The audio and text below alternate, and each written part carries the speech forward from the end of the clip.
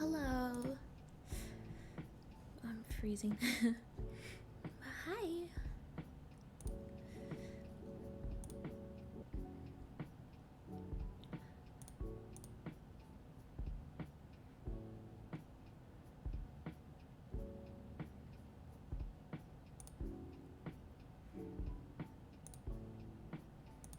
We're gonna be playing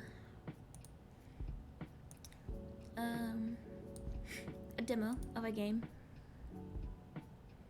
I know I said I wouldn't start any more games until I finish a different game that we're still playing, but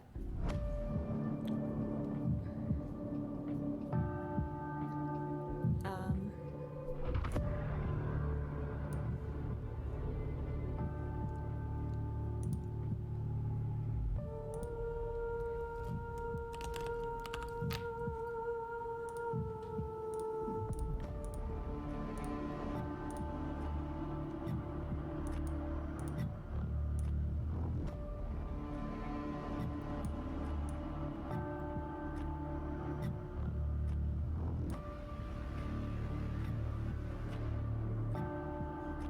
okay. This is really loud for me.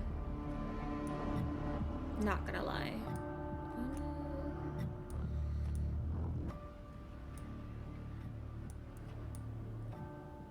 Hi.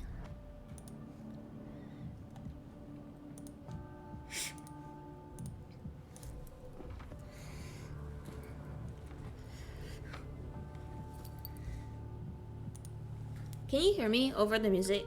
Because this is hella loud.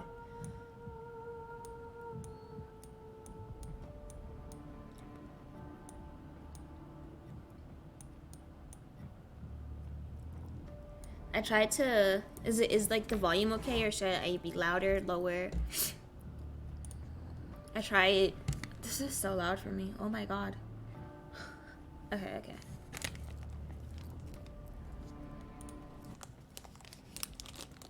I have ice cream. This is a demo of the Touchstar prologue and not the finished product. Thank you. So, I've seen things that this game will be out on Switch when it comes out. I don't know what year that plans to be, but I saw this on TikTok, thought the characters were hot, and I wanted to play it. So here we are. I'm so cold. I have a fucking heater on, even though our weather has been like 90 degrees. But Mom turned the air on, so the basement's freezing again. I haven't had the heater on in a long time. And I got ice cream, but that's not new for me. If you know me, you know I'd walk to fucking Dairy Queen and get ice cream in the middle of winter when it's like negative 30 degrees outside during lunch. Content warning. Touchstar is intended for an older audience. It contains mature content that includes, but is not limited to, horror, graphic, violence, strong language, alcohol, drug references, injury, and dismemberment. Hold on.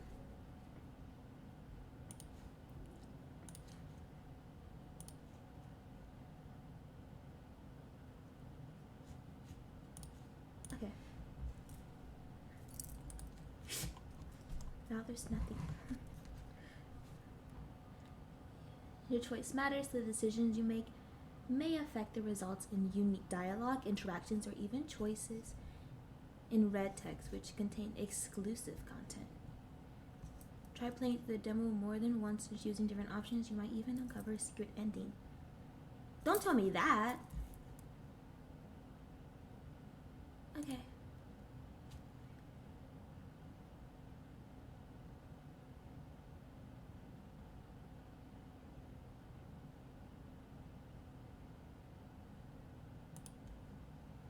Okay. I can't see my keyboard.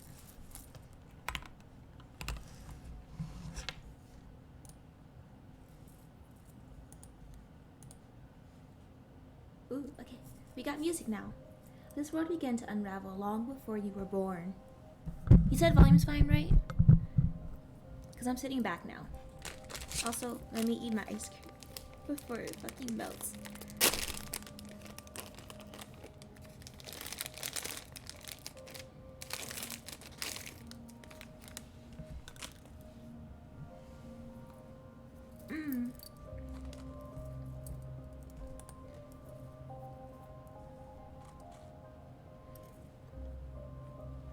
It began with fog falls, spectacular mist bled from the streams where reality wore so thin to split them. And from the fog emerged monsters and human beings with unnatural powers. Some possessed language and intellect, others were mindless beasts driven by little more than desire to slaughter. As cities fell and unrest spread, humans united in their fear while monsters thrived in the chaos. And then there's you. So I think in this game, obviously, as you guys have seen, you can pick your pronouns. A lot of games I feel like let you pick your, like, type in your name, whatever. But this one also kind of lets you choose your backstory, I believe, which I thought was really cool. You're not even sure if you're human. You're born cursed, with hands that alter the minds of anyone you touch. Choose your... Oh, yeah. If I would have read... Yeah.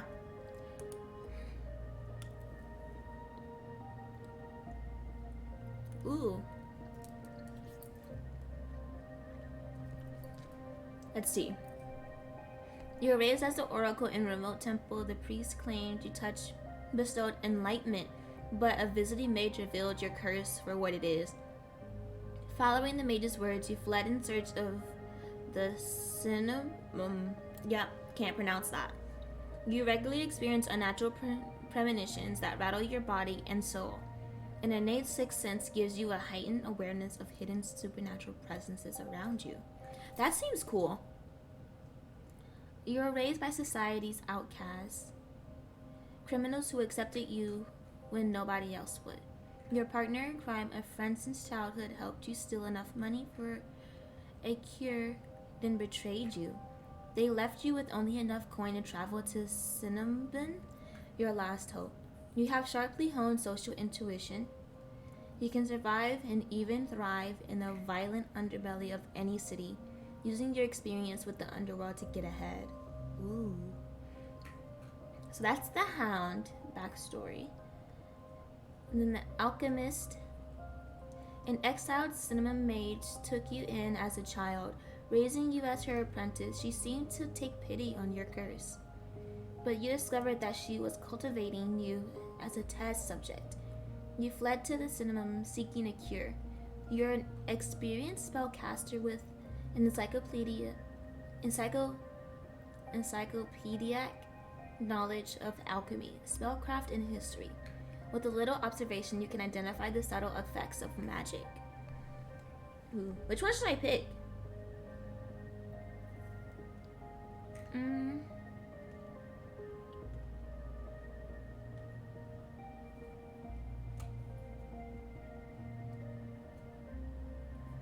I think they all have really interesting backstories. Then again, this is a demo, and depending on how long it is, I might just play through all three of them, just to see differences. But which one should I pick? I kind of like the Alchemist.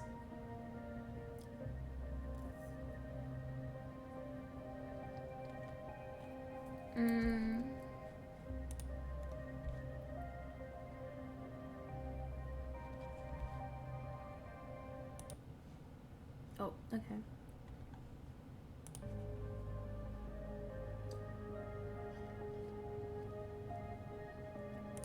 Oh, shoot.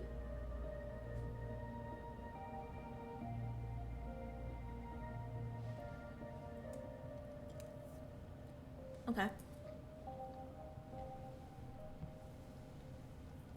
Your name is Amara. You selected she, her pronouns. Your backstory is the Alchemist. Is that correct? Yeah.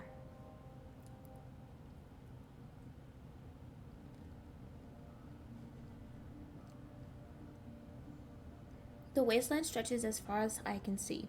There's nothing out here but death and the ever-present stench of decay, and countless sun-bleached bones cast like seeds across the barren land. I could say death doesn't scare me, but to tell the truth, I'm desperate.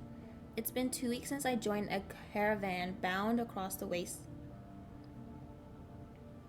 Finding a group that would accept me was a trial in itself. As rations grew sparse and my canteen ran dry, I began to despair. But then I saw it.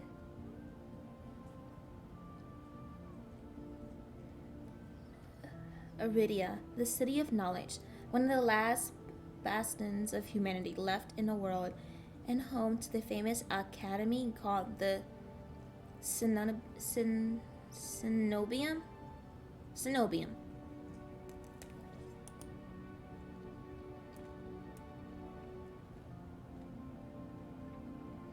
All the world's knowledge gathered in one place.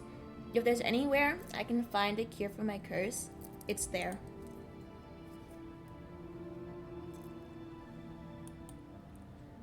All that stands between me and a cure is a final stretch of salt-soaked waste. Or so I think, until I see the first tendrils of fog snaking beneath the wagon. I'm turning this down. I can't hear myself talk. Is this fogfall? My stomach sinks as the very whisper of it. A silent storm more devastating than fire, dangerous in cities but a death sentence beyond them. A thick blanket of fog engulfs us, smothering out the lantern light.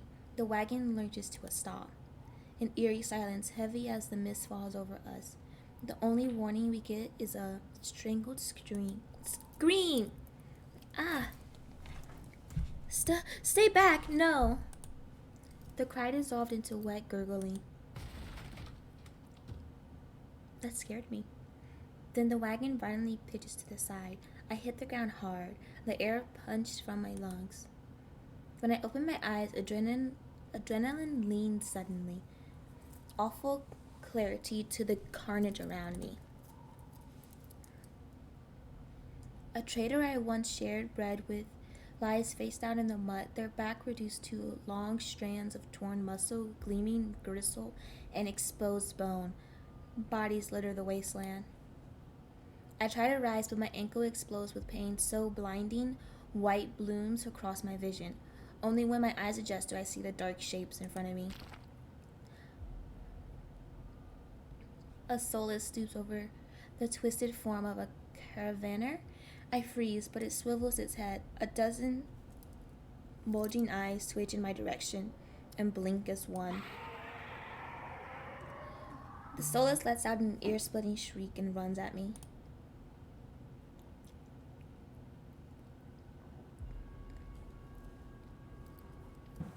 But right before it reaches me, the beast barrels past. Vanishing into the mist, distantly a horse screams in the distance. I need to move now. I'm gonna run for the city. I take off, running deeper into the haze. The fog is so thick that I fear I'm heading in the wrong direction until I see a dim pinprick of light emitting from the shadow of a spire. It's faint, but it's enough. I came too far to die here. Rapid footsteps echo all around me. I turn in circles, frantically searching the opaque mist for the source. But the fog twists and stretches around. Suddenly the caravan driver bursts forth from the fog. Our eyes meet too late. He slams into me, knocking me to the ground. Slips in a patch of mud. The soulless falls on him as soon as he slows. It catches the driver by his throat and rakes his stomach with razor-sharp claws.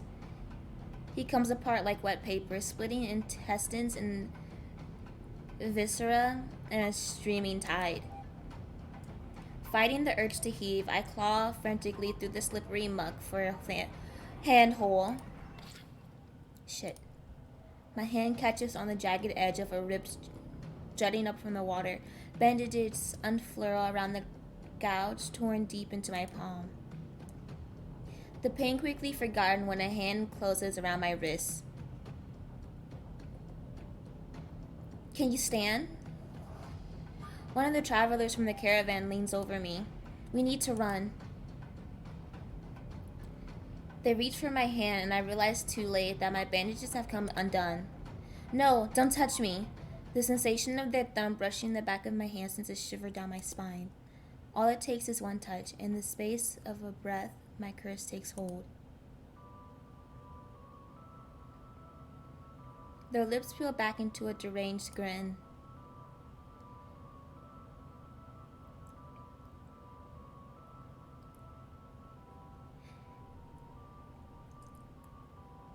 I don't know if I want to read that. I don't. That's so awkward. No, I've seen this face countless times before. It's my curse. Madness of my own making. Their grip on my hand tightens until the pain radiates from my knuckles. Let me go. Suddenly, clammy hands crush my throat, choking off my breath. Die, die, die, die, die. Spit bubbles from the corners of their mouths and flicks my face. The edge of my vision darkened as my lungs scream for air. What the fuck is happening? I'm so scared right now. Bro, me too. We're apparently cursed, and if people touch us, they go mad, apparently.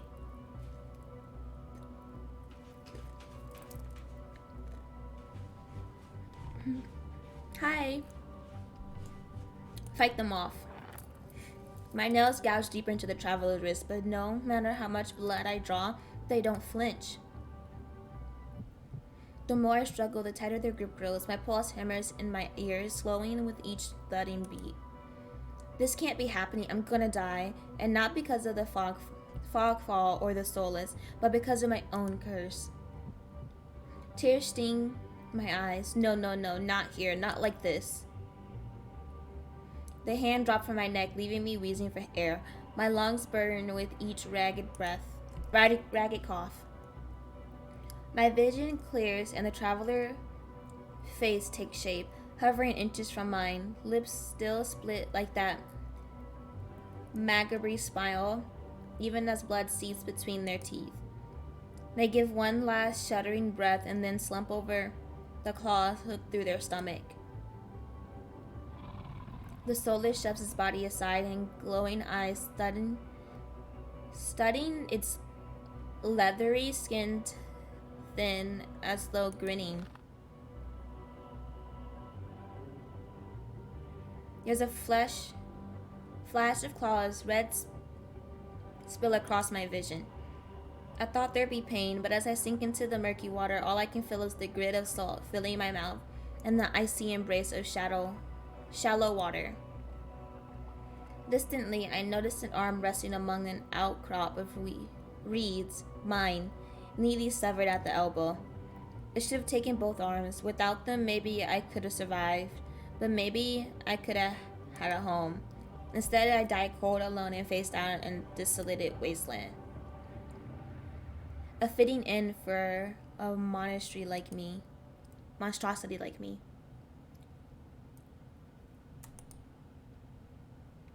If this is death, it's not as bad as I feared. The cold is gone, as the choking stench of bog water. I could drift forever, cocooned in oblivion, until all thought and sensation vanished.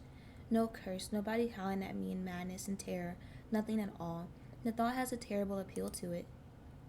But the next moment, I take a reflective breath, air pours into my lungs, then out again in a ragged gasp. Feeling comes flooding back, warm cloth on my bare skin, a firm surface beneath me, a strange tang of sulfur in the air. Do not be afraid.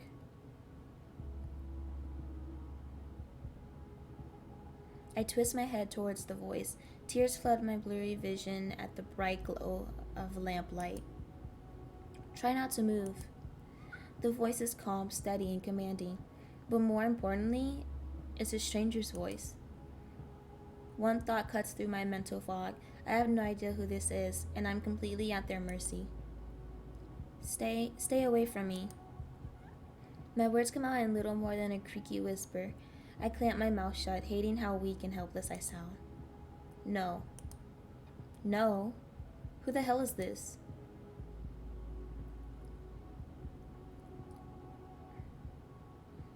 Girlie's badly injured.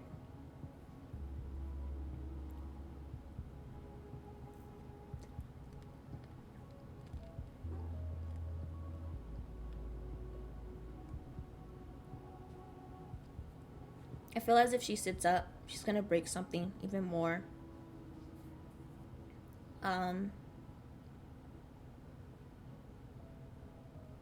Sit up. I manage to put myself up on one elbow, but my head swims and my surroundings give an alarming lurch. A stubborn patient. I don't have the strength to identify with that of response. Instead, I pull the sheets up higher and wipe my eyes until my vision clears. Hi. What are you doing? You found a new box you like? Yeah, you've been playing with it a lot. Okay. The stranger towers over my prone form. Warm light reflects off his pristine medical cloak. I instinctively shrink back, and that's when I notice that I'm completely naked except for a thin linen sheet. Naked, lying on a low cot with a pair of sharp golden eyes watching my every move. The man's gaze flickered to my exposed, unbandaged hands. I plunge my hands under the sheet to hide them from sight. Though it's too late, he must have noticed what they look like. Thank you, Rachel Plays, for the follow. Welcome. How are you? Weren't you streaming earlier? I think I followed your stream right before I started streaming. But hi!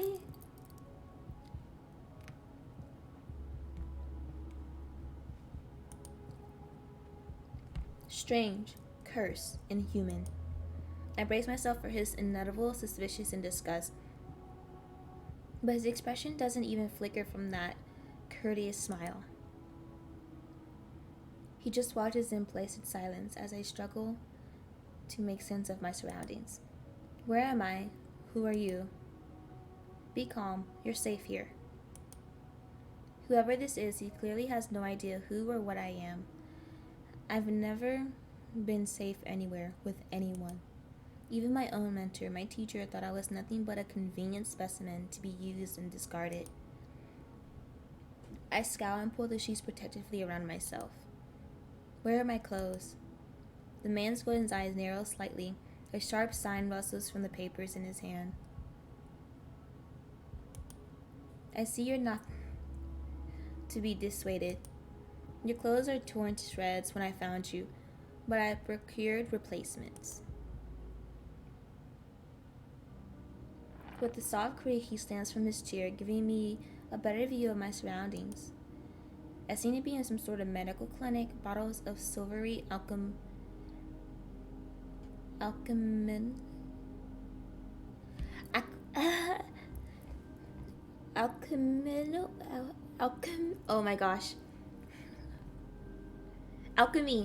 concoctions line the counters in neat rows. The air makes my nose twitch, a faint whiff of smoke and something distinctively metallic that I can't quite place. The doctor produces a large, dense bundle of cloths, which he sets at the foot of my cot. He's easily a head taller than most, and I have to crane my neck to look at him. Go for it, next lesson. Okay, bro.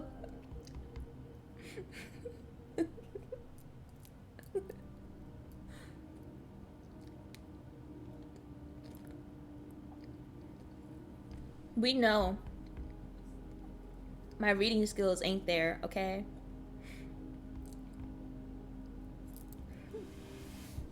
Thank you. I should be polite if I can, especially since I don't know who this is, what he can do, or what he wants with me. Thank you. You're welcome. I will leave you to get dressed.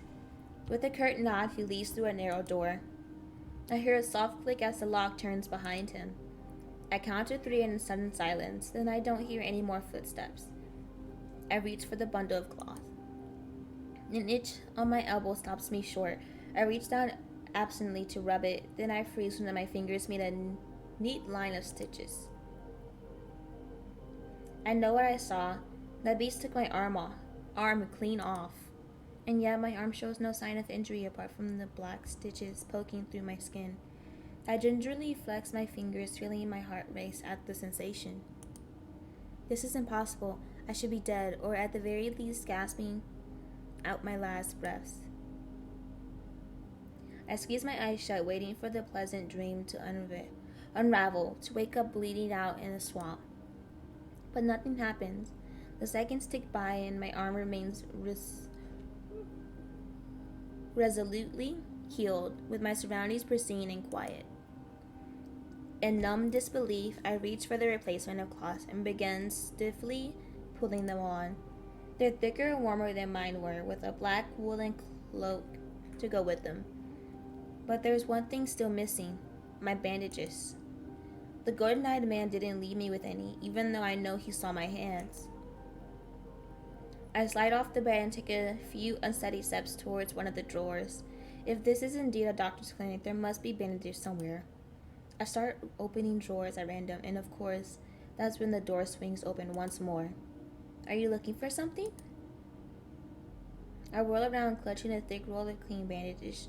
I try to step back from him, but my legs bump up against the edge of the cot.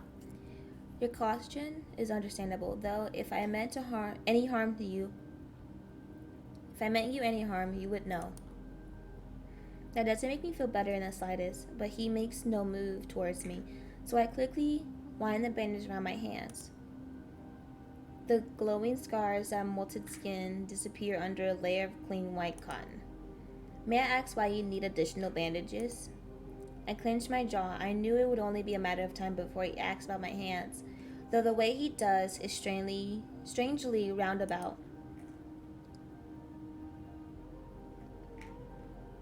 He's been nice, but he's also, I don't know.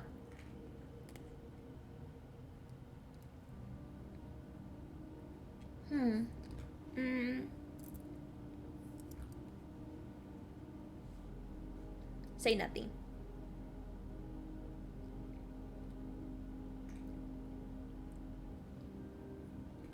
There's no welcome answer I can give without raising unwelcome suspicion, so I just shake my head and finish tying the bandages in silence. I can only help you if you tell me what ails you. An involuntary snort of laughter escapes me. Where would I even begin? Would he even believe me if I told him? No, best to keep my curse to myself for now, and learn more about him first. Who are you? You may call me Kuras? And where am I exactly? Iridia, which I assume was your caravan's destination. I can think of nowhere else for a group of travelers to go. Iridia, so I did make it to the city of knowledge after all. I should feel relieved, but all I can manage is a vague sense of increasing unease. How did I end up here? I brought you to my clinic, of course. You were the only survivor from the caravan, barely clinging to life. You needed immediate treatment. Which you provided? Yes. He says it so simply, as if I'm a small child and he's explaining basic addition to me.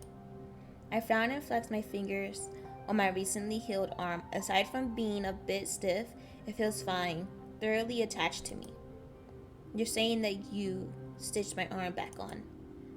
Pardon? A Solus attacked the caravan.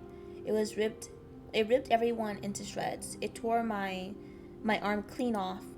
But when I woke up here, I spent my entire life learning from a Cenobium mage, and I know of no alchemy or magic that could reattach a severed limb. Even if he somehow could heal me by magic, I should detect traces of it, but I sense nothing out of the ordinary at all. The doctor, Kuris, pinches the bridge of his nose. He sits back down in his chair, quite quiet for a long time. Bro, it's kicking in, bro. It's kicking in. I feel like I'm losing my sense to read the longer I go on. And this is just the beginning. I believe this is the first guy out of all of them.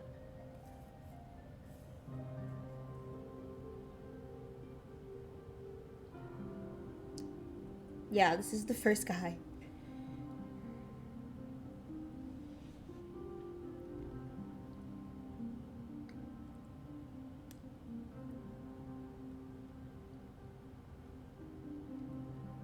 Out of 4?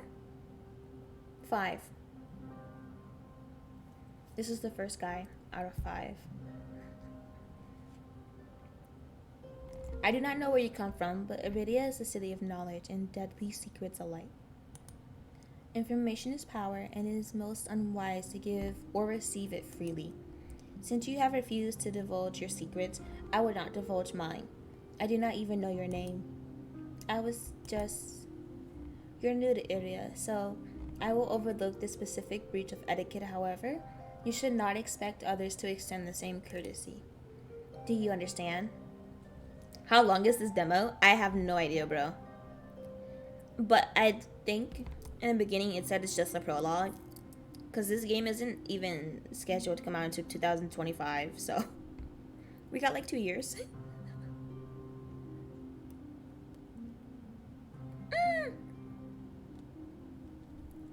Oh no.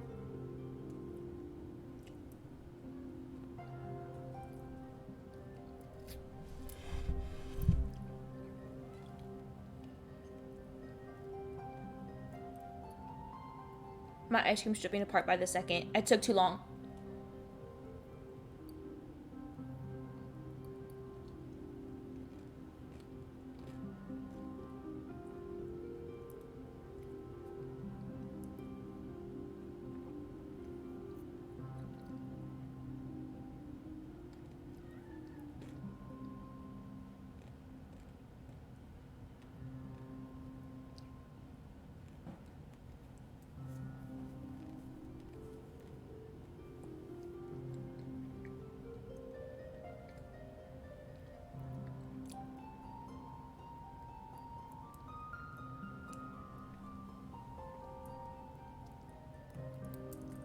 I just showered, but I'm now covered in ice cream. Echo, can you move? You're kind of in the way.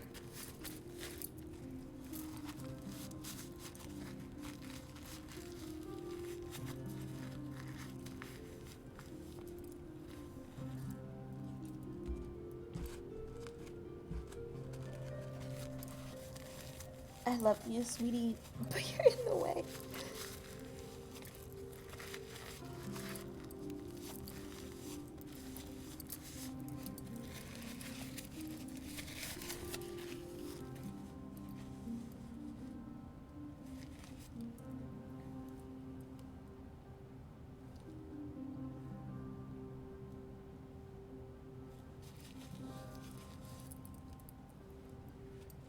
Okay.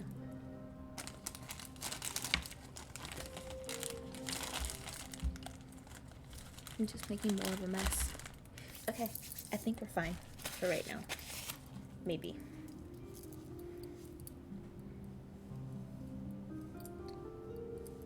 Maybe not.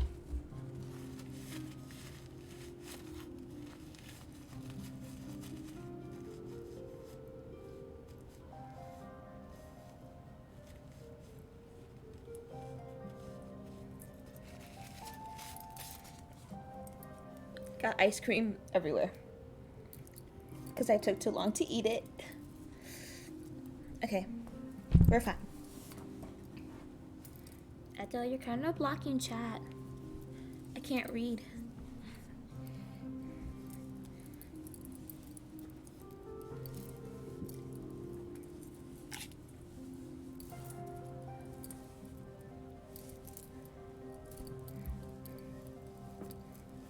Okay.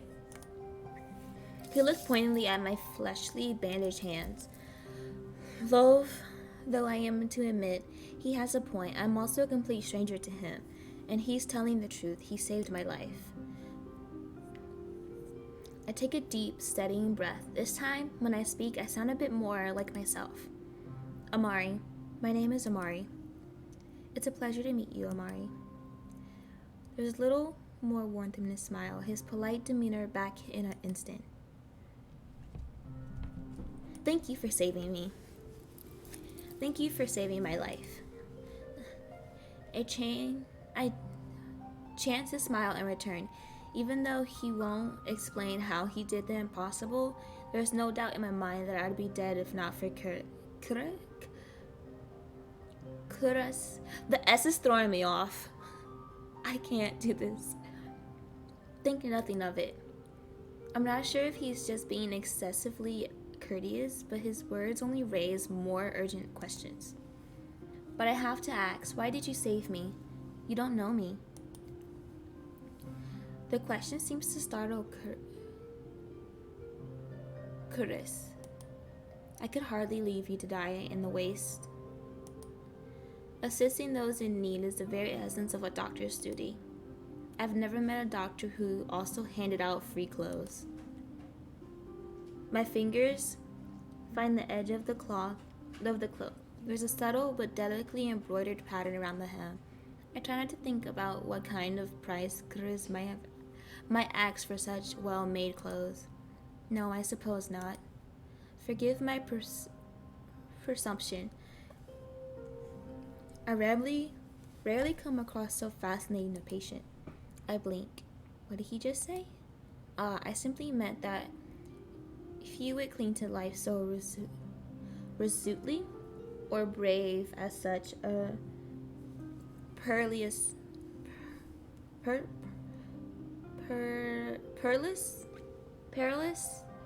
journey to Iridia, I could not help but be curious about you, Amari. His voice dips into a soft murmur, and he abruptly looks away from me. You're pretty curious yourself. Am I? Well, I haven't forgotten about my arm. I wiggled my intact fingers at him. Clearly not. But you haven't asked me for any payment either. I require none from you. Travelers do not have an abundance of coin, and it would be unethical to leave you destitute in a strange place. I fall silent, unsure what to say to that. Nobody would help a horror like me for free. There has to be some kind of catch or trick, right? A loud knock at the front door stops our conversation cold and spares me from having to say anything else. Diddy calls. Unfortunately, you are not my only patient today. The knocking grows more insistent as Kuras lets out a tired sigh. Please wait your turn. Though he says it quietly, the clamor on the other side of the door abruptly stops. Do you need anything before you leave, Amari? Oh. Between the soulless attack and my miraculous survival, I've almost forgotten why I came to Iridia in the first place. I need directions to the Cenobium? The Cenobium? The look on his face is downright chilling. He pauses, choosing his word with cold deliberation when he speaks again. Whatever you seek, it is very unlikely you will find it there. The Cenobium gates open for precious few visitors. Even if they did, you would not like what you found inside. My heart sinks. Is he saying that I came all this way for nothing? Risk life and limb for nothing? No, that can't be. I only just arrived, and Iridia is the largest city still standing. There has to be a cure for me out here. Then if not the Cenobium, where would you suggest? Do you know anyone else in Iridia? I shake my head. Then I suggest a local guide. Head to the Wet Wick. Ask for Leander. Excuse me, the wet what? The Wet Wick. He sounds deeply unamused. Following the posting advertising Leander's bloodhounds, they are difficult to miss. When you meet Leander, tell him I sent you. This isn't much to go on, but Chris points towards the clinic back door. You will be safe so long as you do not draw attention to yourself. That's easier said than done. I've always been a magnet for the worst sort of attention. If you require my assistance, you may return whenever you wish. Though he's smiling, there's a note of finality in his voice.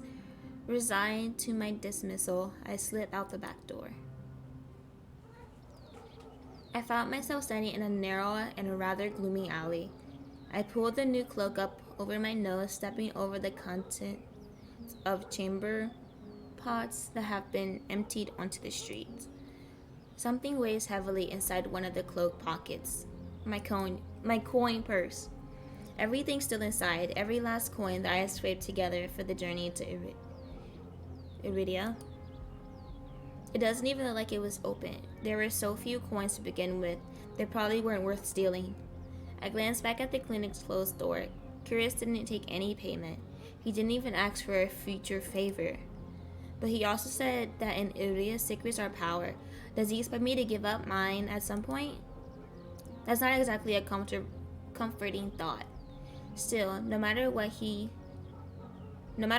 did it, Chris gave me a second chance and a lead on where I might find help. I'd better get going before he changes his mind. I squeeze out the alley and into the crowded main streets. The line outside of Curious Clinics stretches down the road already.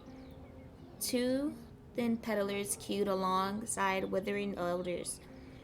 If any place is in desperate need of a free clinic, it's this one.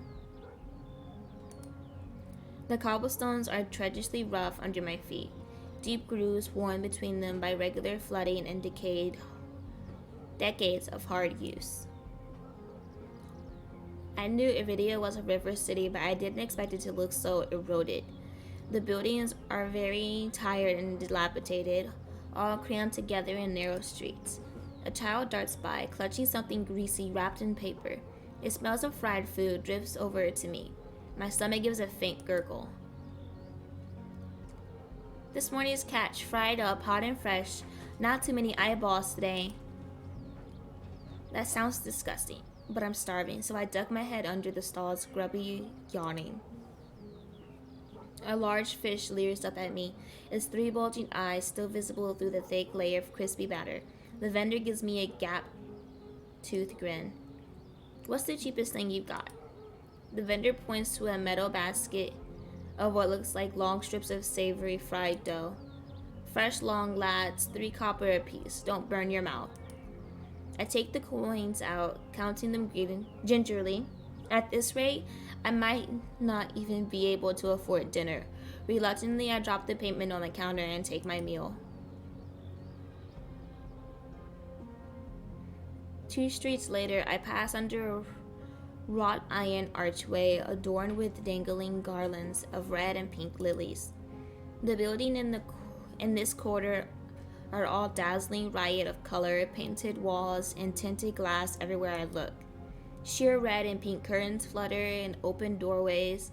Musical voices call out invitingly, and scent mingles with the pungent scent of flowers, barely covering the salt and musk of warm bodies. This must be Iridia's entertainment district.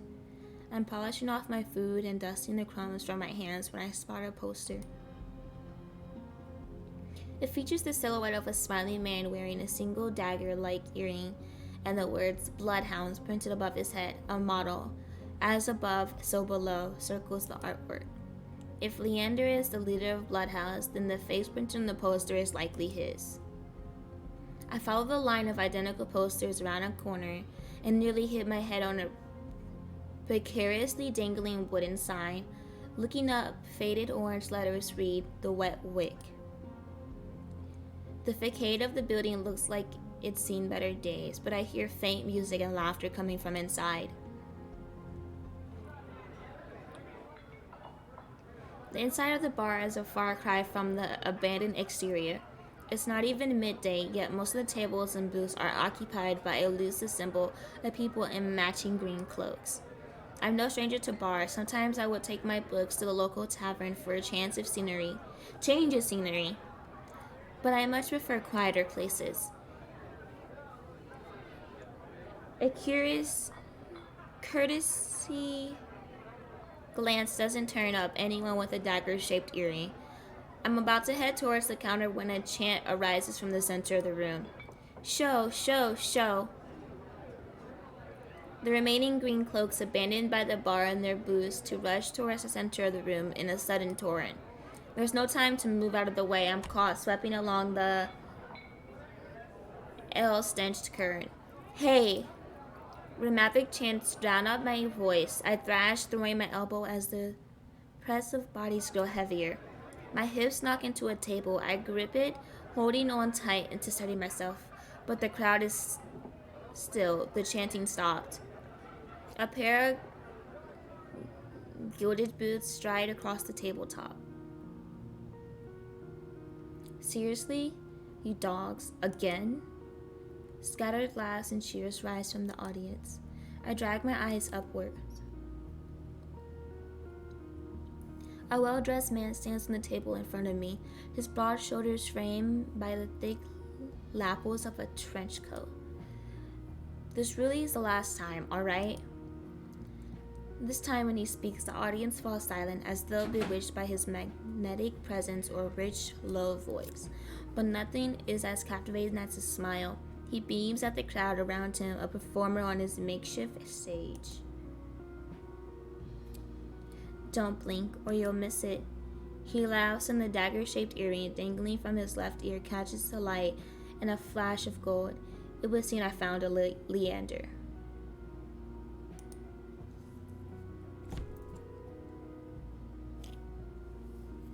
He raises his hand above the audience and snaps. A flash of pale green light, real magic, no ordinary stage trick, blinds me. As the brilliance ebbs, my gaze refocuses on the mage towering above me. He flicks his wrist and a magic spiraling around him coincides. A delicate flower stem sprouts from between his pinched fingers. One by one, glowing lily petals spring forth. With the flourish, the mage presents the conjured flowers. The audience bursts into clapping and cheers. My mouth hangs open, and not just on account of the impressive performance. There was no incantation, no spell circle. I've never seen something so beautiful and intricate conjured so effortlessly. Leander must be an incredibly gifted mage. No wonder Curtis recommended him. Leander plucks the iridescent bouquet out of the air and turns in a slow circle, giving his audience a good look. Now, who could use some good luck? Eager onlookers scoot closer to the table. Some reach for the lilies while others whistle and call Leander's name. But his cool green eyes slide right over them, locking onto me instead. How about you? My chest tightens. Every person gathered turns and stares at me.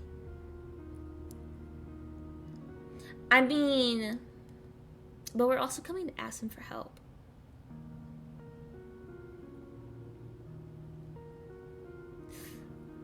Should I accept it or no?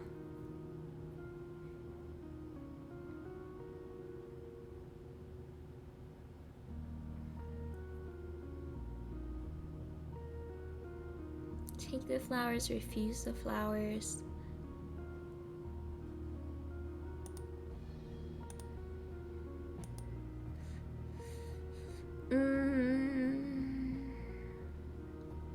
I'll take it. I reach out, all too aware of the way my fingers tremble as I carefully take the flowers from him. There's no weight to them, only a faint warmth that radiates from the stems.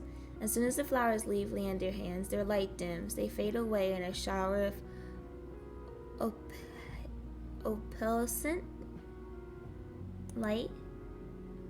To my surprise, Leander's laughs under his breath.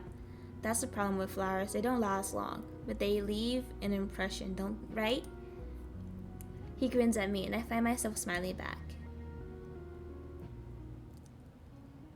Leander steps off the table, dropping among the excited crowd with an audible clink. All right, bloodhounds, get back to your drink. Show's over. The green cloaks disperse at his command, returning to their tables and booths. Before I can make my way towards Leander, his eyes find me. He gives me a friendly wave, then beckons me over to the crowded counter. I manage to squeeze beside him, but there's so little room that his broad shoulders press against mine. I tense, but he doesn't seem to mind at all. Is this your first time in Irida? Oh my gosh, these names are gonna kill me.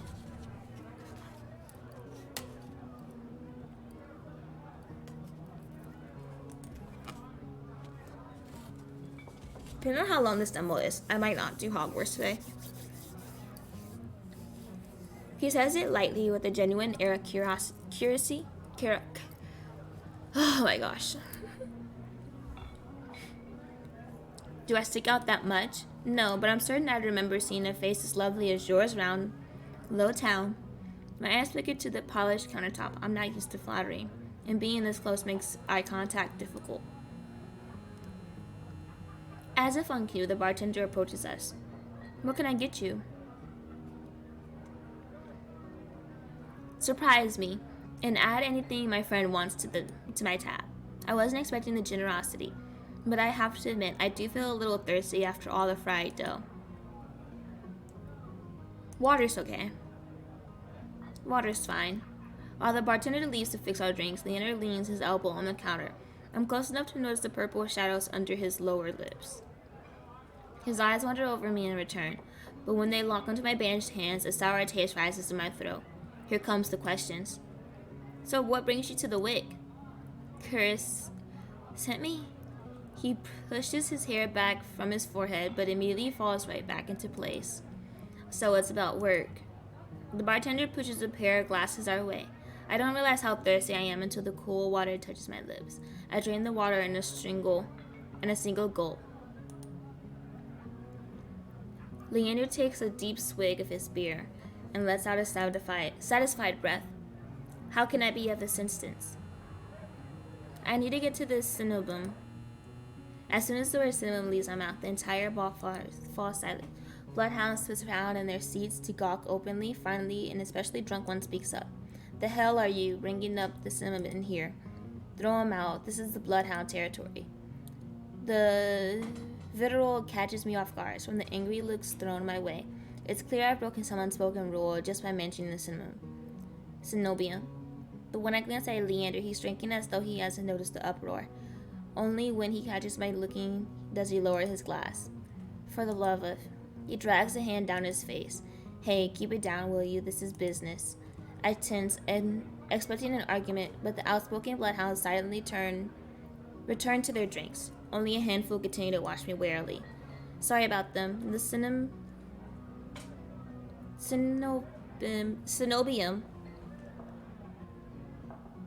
Echo? What are you doing? What are you sniffing? The Cenobium's a bit of a touchy subject in these parts. Mixing enough drinks and, well, you saw. How about we continue this outside? When I give him a terse nod, he pushes away from the bar counter. I follow Leander into the alleyway tucked behind the wet wick, where layers of frayed bloodhounds posters have been plastered on the walls. Seeing them side by side, the resemblance between Leander and his likeness on the posters is impressive. Curious didn't send you here for help with the cinnamon, did he?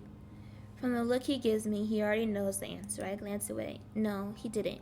He suggests I find an alternative. Yet here you are asking about them anyway. What do you need the Cenobium for? I don't want to tell him about my curse. The less people know about my capabilities, the better. Thankfully, Leander takes my reluctant silence as an answer. Well, I see you're already aware of the city's currency. Information's worth its weight in the gold here. Echo.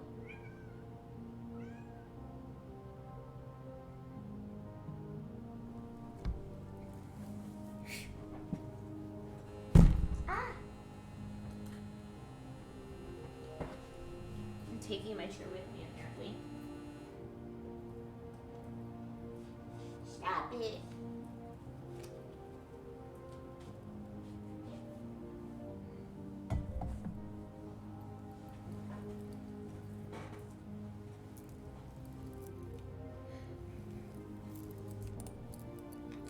Chris told you the truth. The Cenobium's dangerous. Get on their bad side and they'll imprison you if you're lucky. Or torture you if you're not. Torture? My teacher never described anything like that. But the Cenobium's supposed to be a place of learning. A sanctuary.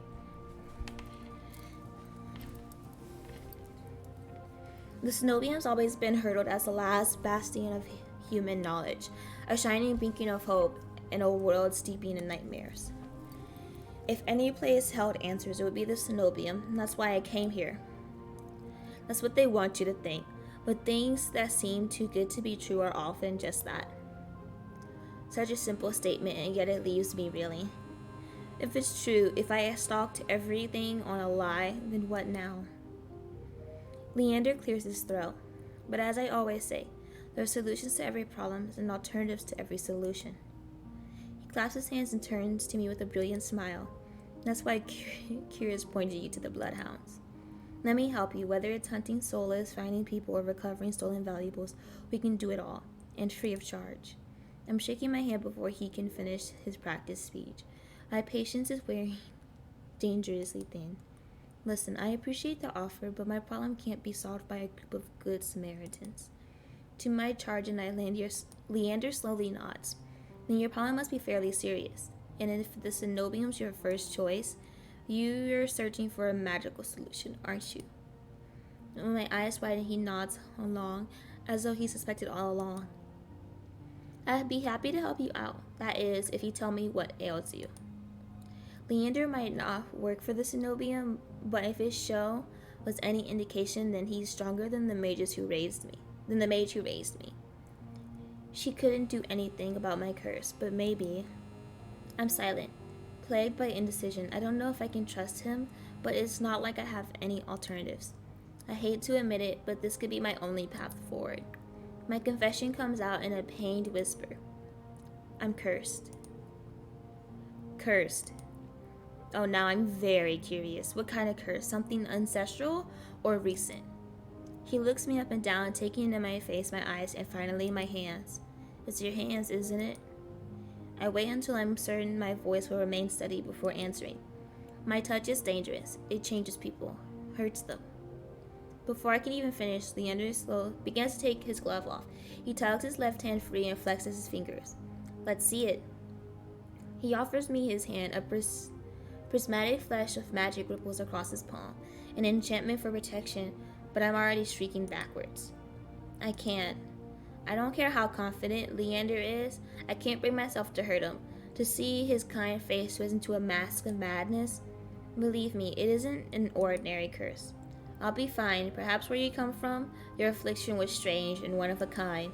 But spend a year in this city and you'll see 1,000 curses and thrice as many curses. Do you really think Chris would send you here if I couldn't handle it? How should I know? I only met him today. I'm as good as any mage in the Cenobium. Better even. If they can help, so can I. You don't know what you're asking me. I'm asking you to trust me. I look from Leander's outstretched hand to his confident smile. Then with a short breath, I begun to unwind the bandages from my hand. Fine, but if you lose control, don't say I didn't warn you. You can tie me up first if it makes you feel better. With each joint I expose, I grow more and more certain that this is a terrible idea. Ready when you are. If he's bothered by the way my hands look, he doesn't show it. My fingers hover shakily over his palm.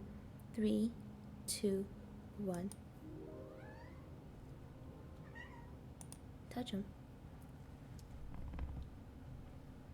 And tap his palm once, as quickly as possible. It barely more than a brush, but that's all it ever takes. When I look at his face, expecting to see the worst, Leander only grins. See?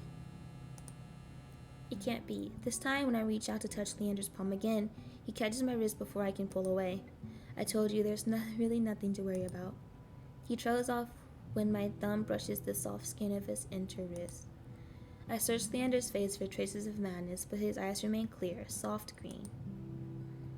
Color rises in his cheeks, but he remains still, except for the subtle bobbing of his throat. Mance is blushing. Neither of us speak as I trace the contours of Leander's palm, lost in an awareness I wasn't prepared for. I've been with other people, kissed them, been embraced by them, and more, but not like this. My fingers, long, deprived by years of bandaging, pick up every single detail.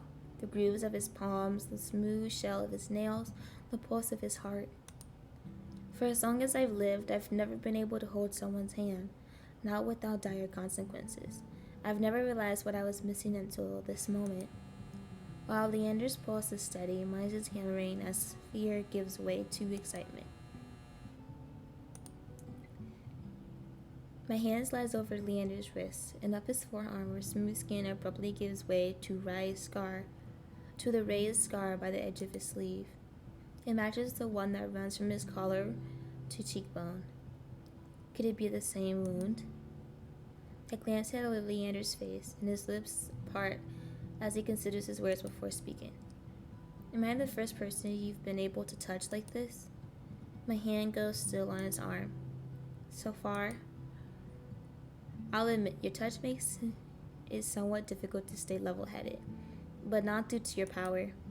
He takes my hand, his soft green eyes flick to mine before he turns it to inspect the golden fixtures crisscrossing my knuckles. Look, we match. He points to a gold pin on his coat collar. I give him a small smile. That's so cute. He's so cute. I draw my hand back and take a steady breath. My head feels as though it's stuffed with cotton. Habit alone guides me through the motions of unwrapping my hand, although my fingers tremble too much for the bandages to lie flat. I can't believe that worked. May I ask your name? I'm Amari. You're right to hide this from me, Amari. The curse of yours, it's unlike anything I've ever dealt. How is he gonna be like, trust me with your secrets, and then be like, you're right. You're 100% correct to keep this a secret from me. Like, gee, thanks. Thanks for telling me that my judgment was correct and I believed you.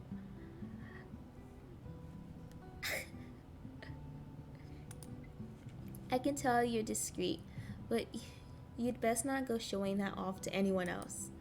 I didn't plan on it. Are you staying in Lowtown? I paused, room and board was something I hadn't considered yet. I don't know. Let's get you properly settled then. The Wetwick is noticeably quieter. Without their leader, most of the bloodhounds have dispersed, or in a few cases fallen asleep beside their drinks. Got any rooms left, or did my lot grab them all to sleep it off? The bartender, who now realizes doubles as an innkeeper, slides a key onto the counter. I always keep the corner room open for your escapades.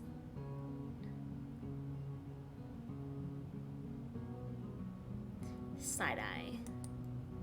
Leander laughs, sounds slightly strained. And I always appreciate it, but you're mistaken. This is just for my friend. Sure, stay as long as you like. You two have fun. Escapades, huh? Leander clears his throat, then holds the key out to me. But I hesitate. My coin purse barely holds enough for a day's worth of meals, let alone a room. How much do I owe you? Nothing. Bloodhound rates? My treat since you shared your secret. Food, drink, and a warm bed. Anything you need. Carefully, I take the key from him.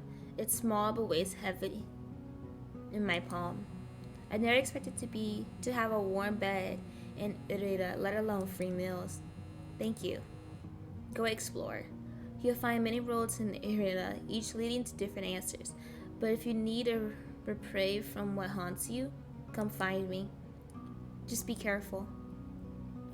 I nod, taking one last look at the gleaming bronze key before tucking it into the pocket of my cloak for safekeeping. Leander gives me one last friendly wave before I depart. We now met 2 of them. 2 out of 5, I think. That's what I said.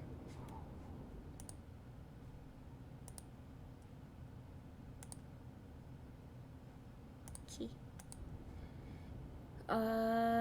Oops. The air clean and heavy. Without the morning crowd, the sunless streets look barren and bleak.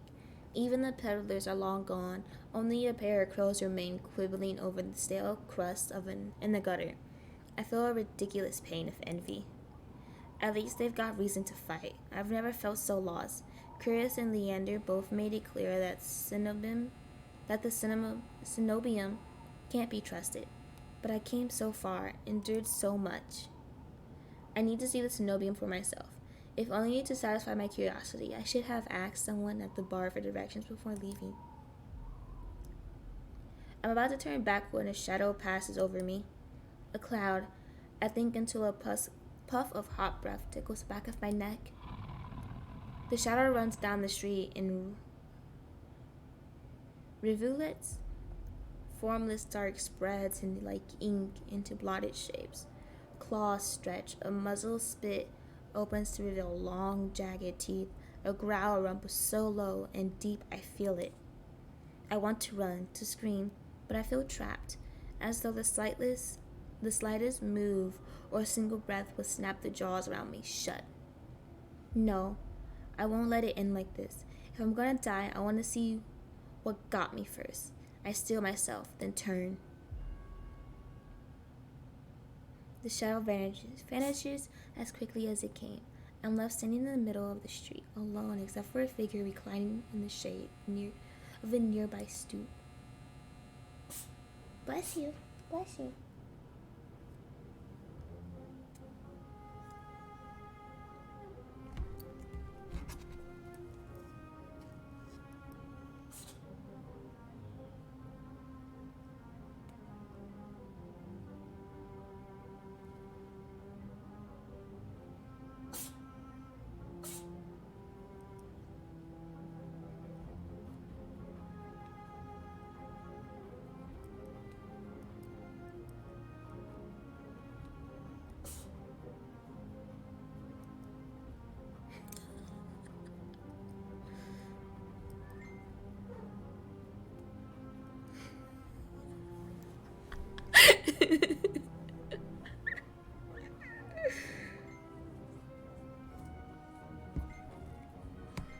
A monster.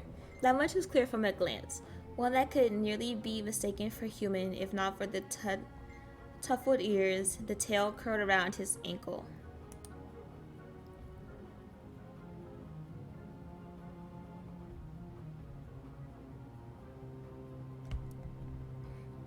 Or the dust pink eyes with purple pupils, not purple, with pupils that sharpen like needles when they fall on me. Our eyes meet and the monster uncrosses his long legs. His hair gleams a shade of red that reminds me unsettlingly of blood, where it curls around his collared throat. Jumpy, aren't you?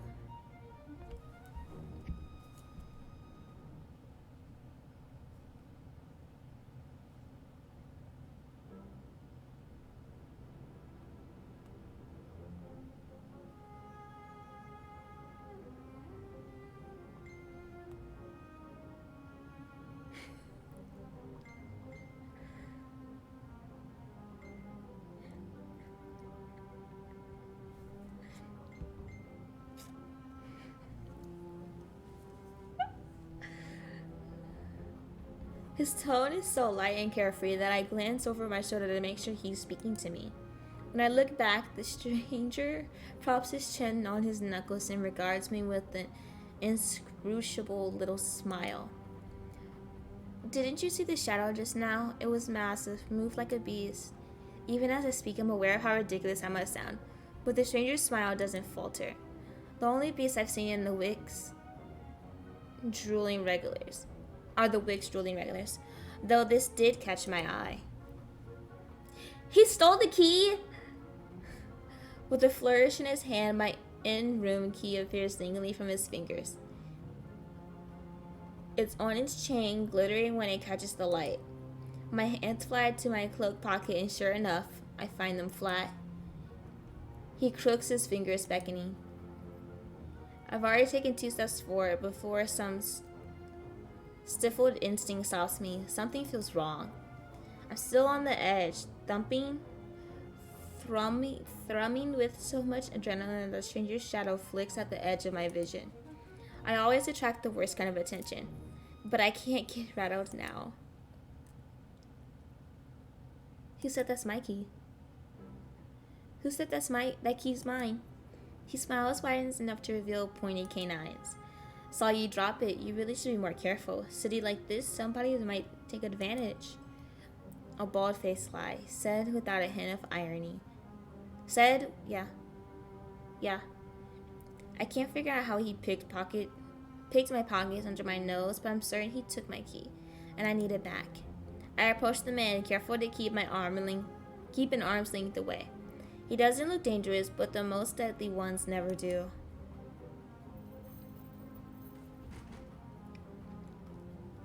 The stranger's chain softly clinks with the tilt of his head. His ears flick.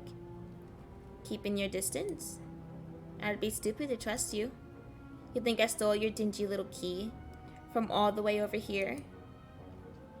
He gives me an exasperated sigh. I'm good with my hands, but not that good. Do I really look like a common thief to you? He's got me there. The sheer fabric of his sleeves alone would be too expensive for most street thieves. Hell, his shoes look like they cost more than I spent traveling here. And then there's the shop behind him. No matter the city, parted pink curtains only ever mean one thing. I'm not looking to buy it. I doubt I could afford your services anyway. Lucky for you, I don't charge. The man runs the tip of his tongue over a fang, and for the first time since I've stepped into that shadow, I feel something other than dread. My face grows hot. That's not what I meant. I'm flattered, really. Respects my trade, I might make an exception for you. How about half off for a handy, or you could just hand my key over. Act nicely, and I might even let you tug my tail. Just throw it here, so some spindly little street urchin can snatch it and run. He raises my key and tilts his head so he can watch it dangle back and forth. I suppose I could just claim your room for myself. Not that I'd be caught dead slumming in the wig with the rest of those slack-jawed imbeciles. You're obviously not from around here, so tell me, traveler, what misfortune brought you to this wretched place? His voice practically drips with derision. I'm not telling you anything. What could have possibly drawn you into this dreary little pig's pen, I wonder? His listlessly watches the arc of my key swinging around his finger. The weather's shit, the food's dreck, and there's entirely too many monsters for a human to feel safe. Unless... Dagger's sharp eyes flick towards me. They gleam with amusement. Unless you're just dying to consort with monsters.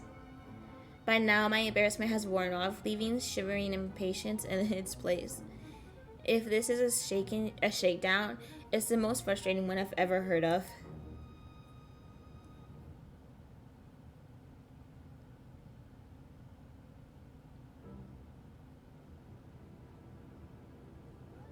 Why are these my options? Why? No, thank you. Are you done? Or did you plan on flirting with me until night falls? He touches his chest in mock affront. You ruined me. How can you be so immune to my charms? You're about as charming as an ox and half as subtle. I suggest you go practice your seduction on someone interested. Goddamn.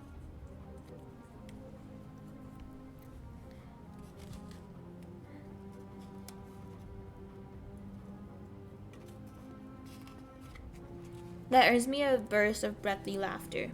How about you teach me the ropes? Show me a thing or two. The more he flirts, the more convinced I become that this is some kind of trap. No matter how innocent monsters look, they always have tricks up their sleeves. And something tells me that this one's more dangerous than he lets on. even if he has a lovely laugh. I don't know what you want or why you're messing with me, but I'm not coming any closer until I know you aren't going to attack. Or bite. I won't bite hard unless you beg me. No matter what I say, he finds a way to twist my words into innuendo. Even when I'm silent, he goes on as though we're having a conversation, not a standoff. Do you like dancing? There's a traveling troupe performing in Hightown tonight.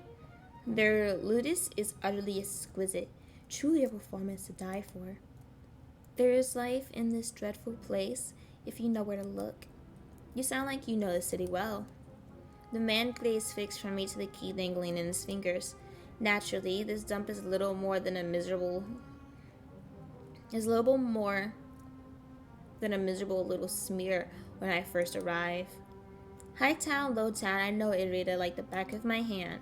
What about this cenobium? Do you know where that is? His smile vanishes. Surely you've seen it. It's absurdly large tower looming over the rest. It's a little hard to miss. What in... Hi.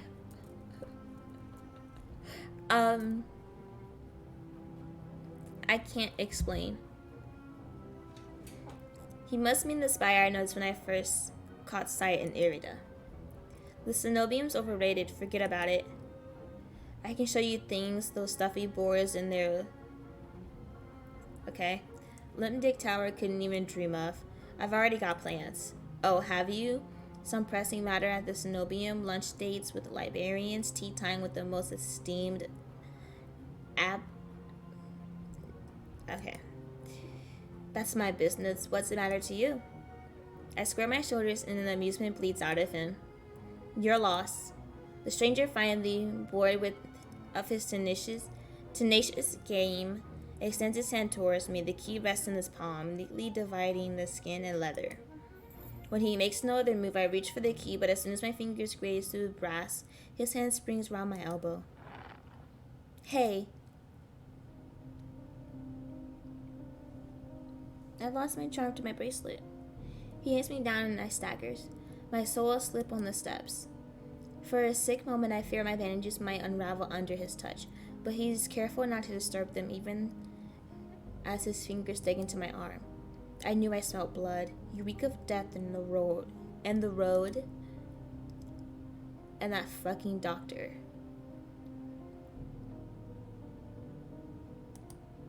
His voice, once silken, lowers to a smoky growl. The shadows around him seethe and boil as he pulls me closer. And something else. He murmurs against my throat, nose grazing my jaw. Let go. I try to twist away, but he doesn't budge. His breath trails down my neck, sending a thrill of dread through me. But just as I fear he'll bite, he takes a deep whiff instead. His wide, flat eyes gleam into the naked hunger as he gazes up at me. Not quite human, not quite monster. Seems we're both... Ver? The stranger ears flatten as he releases me into a short breath. I yank my arm back and massaging it where his grip left grooves in the bandages. The stranger twists around to watch a woman duck out from the curtains behind him.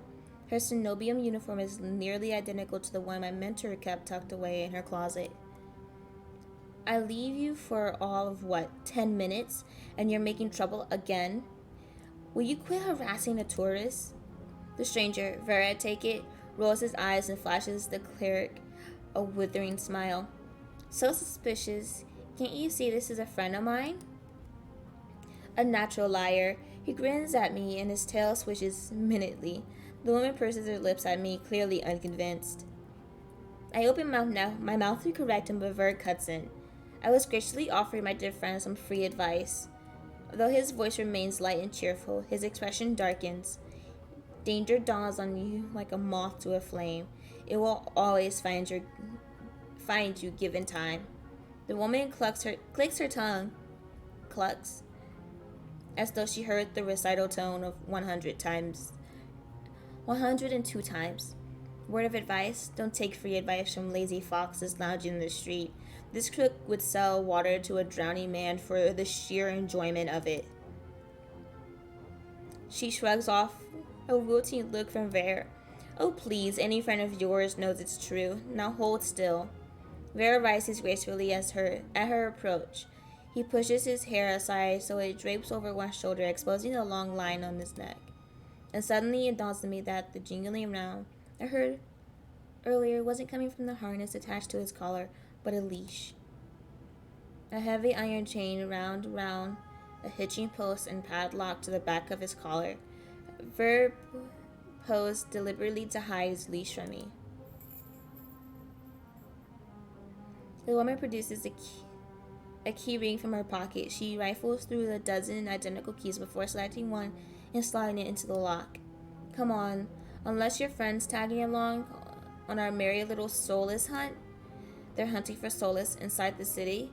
Words momentarily fail me. The woman regards me with a polite, if tight, smile before marching down the stairs. Vera lingers. He stretches his arm over his head with a yawn, and I try not to stare at the way his stomach flattens when he arches his back. Your little secret's safe from me. Try not to get yourself killed, Vera hops off the stoop and bounds after the woman. His tail sways merrily as though he hadn't just lied and threatened me. Did you try that thing I mentioned? The Levodian knot? That was the one where you take three... Oh, okay. Very early laughs echoes the streets, and it's only after he and the cleric have vanished from sight that I realize I'm still missing something. Wait. Reflectively, I shove my hand to my pockets and find it, the room key. I pull it out of my pockets and raise it to the light just to be sure. A nagging feeling distracts me from my relief. I don't know what Vera's game was or what he wanted from me. All I know for certain is that the Cenobium saw fit to leash him, a fate I could share, if that's what his vague warning meant. I let my eyes drift skyward, past the lanterns gently swaying in the breeze to the Cenobium faintly visible through the haze. Just one glimpse is all I need, and then I put this all behind me. This time the key goes into my coin purse for safekeeping. It's easy enough to follow the sluggish river that splits the river into two. A colossal bridge arches over the dark water below. I cross as quickly as I can, climbing ever uphill towards the distant tower. Hours later, legs aching, sweat beading on my forehead, I finally find what I was searching for, the cenobium of the luminous void. It stands at the highest point of Irina, surrounded by cold white walls, while dressed people stroll down the walkways, paying no attention to the massive tower in their midst. I'm the only one standing before the gates. I crane my neck up, and until the top of the cenobium tower disappears into the clouds overhead. The gates are so heavily enchanted that even standing near them sets my teeth on edge.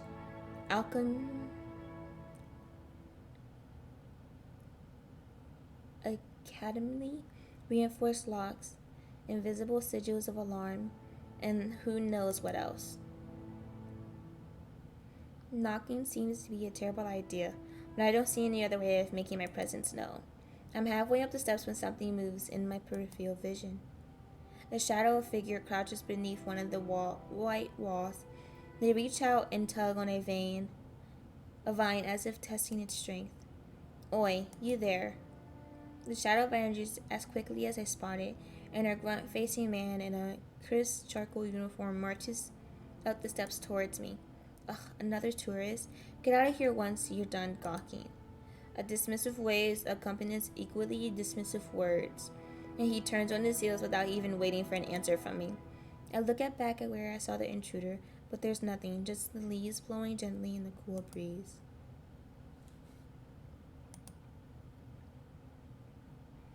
I stepped away from the gates, hopelessness washing over me. Hello? A whisper, so close I can feel the warm brush of breath on my skin. I instinctively jerk away. but there's no one beside me. Halfway down the staircase, I spot a woman swaying in the breeze. She grunts at the rails, her blouse moth-eaten.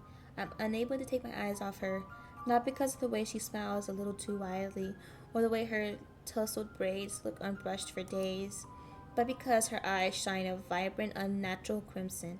I am both entranced and unsettled by their subtle glow. These days, you will need a miracle to get in there. I'm unsure how to respond, or even if I should. Say nothing. After experience I just had, I'm not keen on indulging strangers with small talk. Despite my silence, she maintains her unflinching stare and smile. Lucky for you, I have miracles for free. Whatever she's selling, I'm not interested. My words come out in a tired breath. No thanks. I start down the stairs, but she abruptly steps in my path. She turns her back to me. Before I can react, she slips her fingers under the lacing of her collar, stripping out her blouse in broad daylight. What are you doing? The worn fabric unveils bare skin. My panic is smothered by cold horror. A misshapen sunken scar carves into the woman's body. Pitted, gnarly skin snakes down her shoulders, blooming from a gaping hole in the back of her neck. A shuddered breath escapes me. The fuck? By the looks of it, the disease that inflicted this woman ate away at her spine, leaving her with a hollowed vertebrae at the back of her neck. This is how she's able to move or breathe. It's impossible. She shouldn't be alive, and yet, the power to cure anything can be yours too. The power of Seaspring. The woman slides back into the blouse and stiffly laces it up. If I caught your interest and follow me, it's only a short walk away. Without another glance, she leisurely strolled down the snowbeam stairs, loose braids bobbing behind her. The edge of her scarf peeks out under her collar. I stand there, wordless, until I manage to regain my bearings. It's a twisted miracle, but a miracle nonetheless. This could be the stupidest decision in my life, but what choice do I have? I take a final step at the snowbeam's gate shut, then follow her down the steps. We descend from the higher streets, leaving behind their gilded decadence. As we cross the river, the wet, directed districts feel more familiar to me. But the crimson-eyed woman takes me farther and then farther still, until I'm met with an all too familiar sight. My gut lurches when I face the open horizon. The city's outskirts are hardly recognizable in daylight, and probably safer further, but venturing beyond Erida's walls is a gamble I wasn't prepared to take so soon. Keep going straight, and the Seaspring will reveal itself to you. I bark out a bitter laugh, loud and involuntary. I'd rather not. Are you kidding? It's not safe out there. You're as safe inside the city as outside of it. Truthfully, the territory before you is still the safest of all. What do you mean, territory? This region belongs to Ice. Most people know him as a gang leader, but he's much more than that. I swing against the empty wasteland. Only a fool or someone with nothing to lose would leave the city. Apparently, I'm both. But if this Seaspring cured her, I need to see what it can do for me. I set off into the waste. Over my shoulder, the woman calls after me. Good luck, Amari. I hope we meet again. My heart pounds with each step I take from civilization. For what seems like an eternity, I force each foot forward, one step, then another, until a realization hits me. I never told the woman my name. Something pierced the horizon ahead of me. A building nestled into the tall cliffside, but so starkly out of place that it might as well be a hallucination. It drips in its ravish and honeyed mahogany, an ornate jewel of architecture. A row of dark silhouettes stand on the horizon, trees, I think, until I'm close enough to realize that what I mistook for branches were spikes and jutted tendrils, soulless, several of them watching me in the distance like statues. I don't think, I just run, exploding into a messy sprint. I push my legs as fast as they'll take me towards the Decorated building. Flashes of last night chase me, the gushes of blood, the stream of death, the smell of burning flesh and our sour bile. I can't go through that again. I won't. The next thing I know, I'm dashing up the wooden stairs and crashing through towering double doors. I gasp for air, my lungs burning from exertion. I'm desperate to be safe, but when I process my surroundings, it's more hellscape than sanctuary. Blood flows all around me, overwhelming my vision with a lurid, unholy red. Instinctively, my hands leak to my mouth. But the rotten stench of blood never comes. Instead, a smoky scent hangs in the air, sharp and spiced. I swallow thickly, convincing myself that it's not as gruesome as it appears. This has to be the sea spring, the place that grants miracles. Pulling my eyes away from the pool, I take in the rest of my environment. Tall pillars flank me, blanked in written notes. Seating pillows scatter the floor. A rustle kettle sits nearby. Someone must have lived here, despite how eerie empty it is. Call out. Hello? Is anyone here? My voice echoes across the cavern without response. I approach the paper-covered pillars. Maybe something here can tell me more. I reach for the closest one. I reach for the note in front of me. It reads, "Dear Mother, don't cry for me. I'm sorry I didn't say goodbye, but we'll meet again in another life. I love you very much. From Iris. P.S. If you ever see me, never speak to me again." It's written in perfect cursive. I've never seen such beautiful handwriting. Before I can ponder it further, a sharp chill runs down my spine. Something's watching me. I quickly set the note back. My eyes dart around the wooden deck, but it's still empty, vacant. Finally, I look towards the sea spring. That stillness hides something deeper, something wrong. Hey. I spin around and come face to face with a pack of soulless. They titter and growl, tendrils and spikes flaring threateningly, all different sizes and species but sharing one identical trait, glowing crimson eyes. I try to back away, but my heel tears over the spring. I'm cornered. Watch your step, it's deeper than it looks. That voice again. At the sound of it, the soulless freeze, their snarls quieting.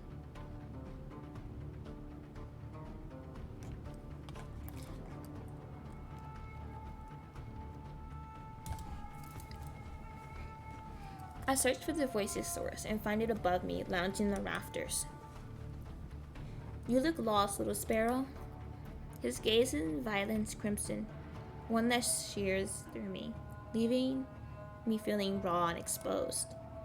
They're the same eyes I've seen over and over. First this scarred woman, now the soulless circling me, all bound by the sea spring's blood red.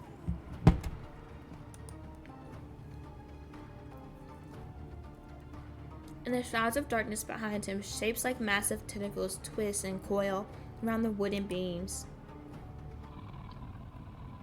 I can't focus. The soulless growls ring in my ears. They're not advancing, but that could change at any second. Panic rises in my throat as I struggle to track them down. Hey. Eyes on me.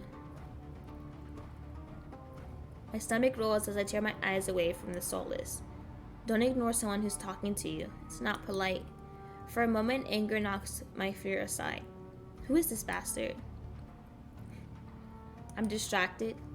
I'm kind of distracted by the soulless around to maul me. Only on my command. I scan the soulless again. They really aren't attacking. Posturing more than anything else. You tamed them? Power of the sea spring. They're hungry, so they might bite. You could give me a reason to stop them. How about I didn't do anything wrong? Trespassing. And that's punishable by death. He gives a non-committal shrug. I called out early to see if anyone was here. Are we supposed to play hide and seek? Didn't hear you. My voice stops in my throat. This man's coolness is both infuriating and terrifying. I rack my brain for a way to diffuse the situation. I need help. Okay, fine. I need help. I thought the sea spring could cure me somehow. My voice wavers pathetically.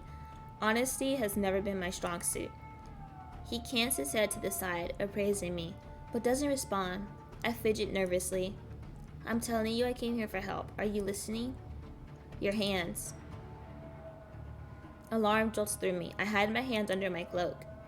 Show me. Why? Won't X twice. With a sharp huff, I reluctantly hold out my bandaged hands. Are you getting off on this? Unwrap them. He reaches to my face and fire him to my tongue. I should give him a piece of my mind, but not when his soul is our one command from ripping me to shreds. Yet, no matter how much I will myself to move, my body frozen in place. I stand there for a long, agonizing minute. My hands are trembling when I finally raise them. I know the skin beneath the wrappings all too well, the hideous, unnatural flesh I've grown to despise. I grip the edge of the bandages. Stop. With a weary sigh, the man slides off the beam and lands with a thud that shakes the panels underfoot. He's a monster with an imposing figure that towers over me. I couldn't tell how tall he was before, but he's big. Illuminated by lantern light, his features are strong and sharper. Subtle clinks of metal accompany each of his steps. The closer he gets to me, the faster my heart hitches. What does he want? Is he going to kill me? I step backwards and find nothing to set my foot on. I forgot my back was to the sea spring. I fall right before a warm hand catches my lower back. I'm hovering above the sea spring, the scent of smoke and leather enveloping me. Blaze crimson eyes bore into mine. Told you to watch your step. I'm too stunned to muster a response. Like I weigh nothing, he guides me back to solid ground and steps back. Followed a subtle gesture from his fingers. The soulless round us disperse and relax. The shift in their demeanor is so abrupt it gives me whiplash. The enormous tentacles are no longer in the raptors, though now I doubt I ever saw them at all. Either way, I exhale a breath of relief. Thanks. As focused on me as he was before, the monster pays no attention to me now. He kicks some seating pillows out of the walkway, checks the contents of the kettle with a scowl. The sudden disregard is almost insulting. So that's it? I'm not a threat anymore? Never were one. Then why'd you threaten me? People get honest when they're afraid. In other words, he was messing with me. I drag a hand over my face, exhausted by the fact that this is the second time a monster has provoked me today. Your eyes, aren't you? Depends who's asking. One of your friends told me this was your territory. She also said you were a gang leader, but there's no one else here. I thought there'd be more people. Eyes picked up the kettle and walks to the edge of the sea spring, then dumps out the contents into the endless red. Gang took a walk. His pleasant smile stretches across his face, ear to ear. Then in an instant it drops. I get the sense I shouldn't ask about his gain again. You said you came here for help. Depends. Can the sea spring cure a curse? Probably. You mean you don't know? Nope. He shakes out the empty kettle and starts collecting stray cups, tidying up.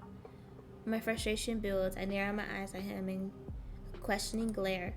When he notices, he returns with an amused smirk. Are you being irritated on purpose? Irritated on purpose? Listen, Sparrow. The sea spring can cure anything, and nothing's stopping you from trying it yourself. What do I have to do? Drink. I have to drink from the sea spring? My eyes glide to the blood-like pool beside us. The idea of ingesting the strange liquid makes my guts churn.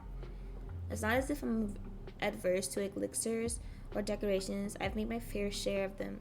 But one misstep and you can easily meet with a fate worse than death. Is there a price? Always? He taps his temple with a finger. You lose a little bit. That's it? I might have already beat it to the punch. My humor earns me an amused, feigned grin. This is a little different. When you drink from the sea spring, you forget who you are. Your mind combines with everyone who ever drank before. humans, monsters, soulless. One big happy family in your head. My blood runs cold. Heard of these before. Group minds. Some legends suggest that independent minds can be physically linked together through a strong enough catalyst. It's never been done before. But something tells me that this is real. Even if one thing doesn't add up, your eyes are red too. But you obviously haven't forgotten who you are. Before I can finish my sentence, Ige tries past me towards the entrance. Time's up. Let's finish this later. Wait, already? You barely told me anything. Came on a bad day. I got somewhere to be. There's still so many questions burning on the tips of my tongue. But my frustration spills out before any of them. I was told to come here for help, but instead I get threatened and kicked out. You're joking, right? Watch your tone. I'm nice, but you don't want to ruin the host mood. My skin prickles if the feeling of being washes over me again. My eyes start back over to the sea spring. A long ripple dances on the quiet surface. I take Aid's advice and clamp my mouth shut. Aid approaches a nearby Solus, a lanky dog like one with 6 legs and a crown of tendrils. Several sets of crimson eyes adorn its sides. Its forked wags tail rapidly when Aid squats beside it. He runs his finger through the tendrils, scratching his chin and pats his head. A gentle smile plays across Aid's lip. The affection he holds for Solus is painfully clear. I dip my eyes away, my stomach fluttering at the tender sight. It's getting dark out, so this pretty girl will guide you back. Following a short whistle from Aid's lips, he trots over to the entrance obediently, tail wagging. I watch the Solus warily. Pretty's not a word I would use to describe it, and the idea of it protecting me sounds absurd. If I decide to drink, how should I find you? Find someone with eyes like mine, they'll point you in the right direction. But think it over. Once you drink, you can't go back. It's a lot to process, but I'll give a small nod. At least I know I have another option for a cure, as disturbing as it may be. I follow the Solus at a measured distance and watch it nudge the giant doors open with ease. When I'm about to cross the threshold, I sneak one last glance behind me. My heart skips a beat when I met Ias's eyes. I'm about to snap my head away, but he just flashes me an easy smile. Till next time, Sparrow. I'll buy you a drink for scaring you. I don't trust myself to do anything but respond with another curt nod. Outside, more crimson-eyed Solus scuttle about. It's hard to believe it's the same threatening pack from before. They chase each other in circles, roll around in the bog mud. They pay no attention to me as the dog-like one escorts me back. It's an uneventful trip. Sometimes Solus look over its shoulders to me, making sure I'm still following.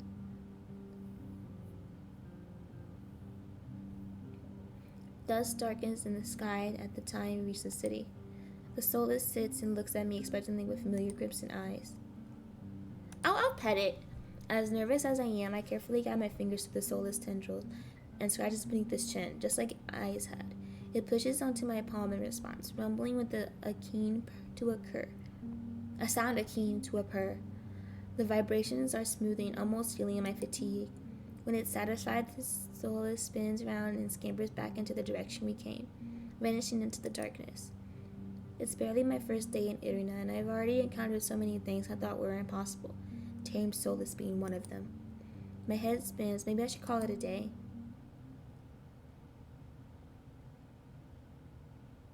Nightfall creeps onto the streets of Iria. The city labyrinth, even in daytime, it becomes aware of treacherous alleyways. The streets are completely deserted. If I hadn't been here earlier, I would have thought this part of the city was abandoned. I make my way through the winding streets, doing my best to keep my bearings towards the wet wick. My steps slow when I hear rustling in the dark. I strain my ears, but everything is still, and the silence playing tricks on me? Something's wrong. The fine hairs on my back of my neck prickle, a frenzy of discomfort running down my spine. Something's wrong. My eyes dart from one side of the street to the other, searching for movement, but the shadows are as deep and dark as pools of ink, and I see nothing.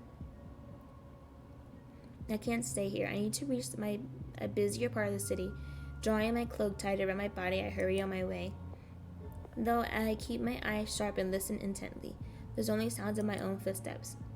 As moments pass and nothing happens, I begin to wonder, maybe I really did imagine the noise. I turn the next corners and my thoughts come to a screaming halt. My head spins and the world blurring as adrenaline rushes through my veins. Only one thing is clear amidst the haze. The soulless that attacked the caravan. It's touched over a dark, instinctive shape, a body. A gnarling of intestines spill from the pallid flesh. Blood grouts in the cobblestone for mercy. The soulless is too distracted by its meal to have noticed me. My feet feel heavy as stones, but I can't just stand here. Holding my breath, I take a step backwards. When the west blurring sounds don't abate, I take another, then another. Then a sharp glass crunches under my heel. The world seems too slow to a crawl as the slowest raises its head, blood dripping from its tendrils, every single one of its sulphurous, bulging eyes fixed unblinkingly on me.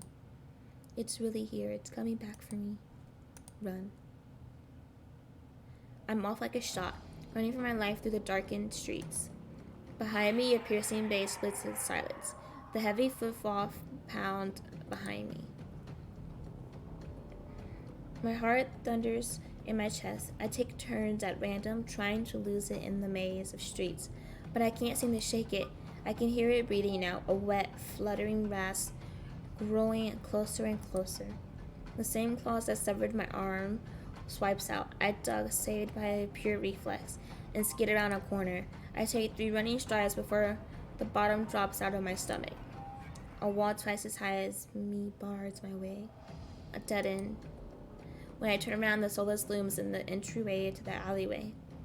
There's no longer running. It doesn't have to. As I prowl closer, my thoughts race.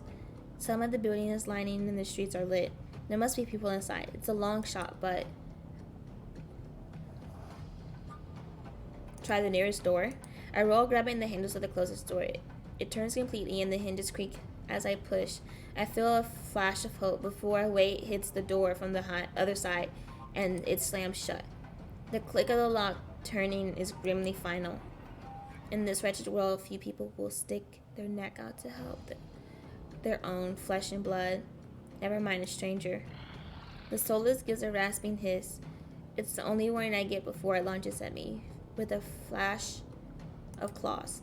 I hurl myself to the side, but the slick cobblestone betrayed me. I fall, sprawling over the rough stone. As the soulless looms over me, I scramble away from it until my back hits the wall. There's nowhere left to go. It descends on me for the kill. But the impact never comes.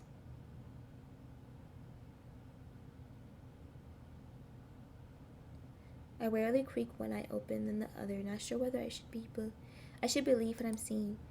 A hooded figure crouches in front of me, one blood-stained hand outstretched. Moonlight shivers the edge of their silhouette. Knife. Their face and hands are splattered with blood and the soulless. My eyes start past my unexpected rescuer to the misshapen form behind me. The soulless many eyes, once restless and vibrant, now look dull and waxy, a red pool spreading slowly from under its body. Numb with shock, I can't help but stare. It's dead. After all the people it's killed, after nearly killing me twice, I can hardly believe it. Well, I gingerly take the offered hand. The stranger gaze dips to my bandages, pale lips apart, on the brink of a question, then close again. With the strength belying their slight frame, they pull me to my feet. As soon as I'm on my own 2 feet again, they pull away from me, and start wiping the blood from their face and hands. Stay there. They turn away from me stiffly, leaning over the soulless, rangy body. With their back towards me, I realized I saw their hooded silhouette at the cenobium.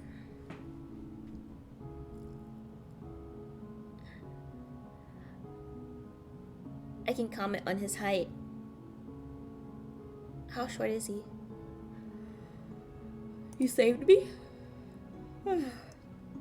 Will be nice.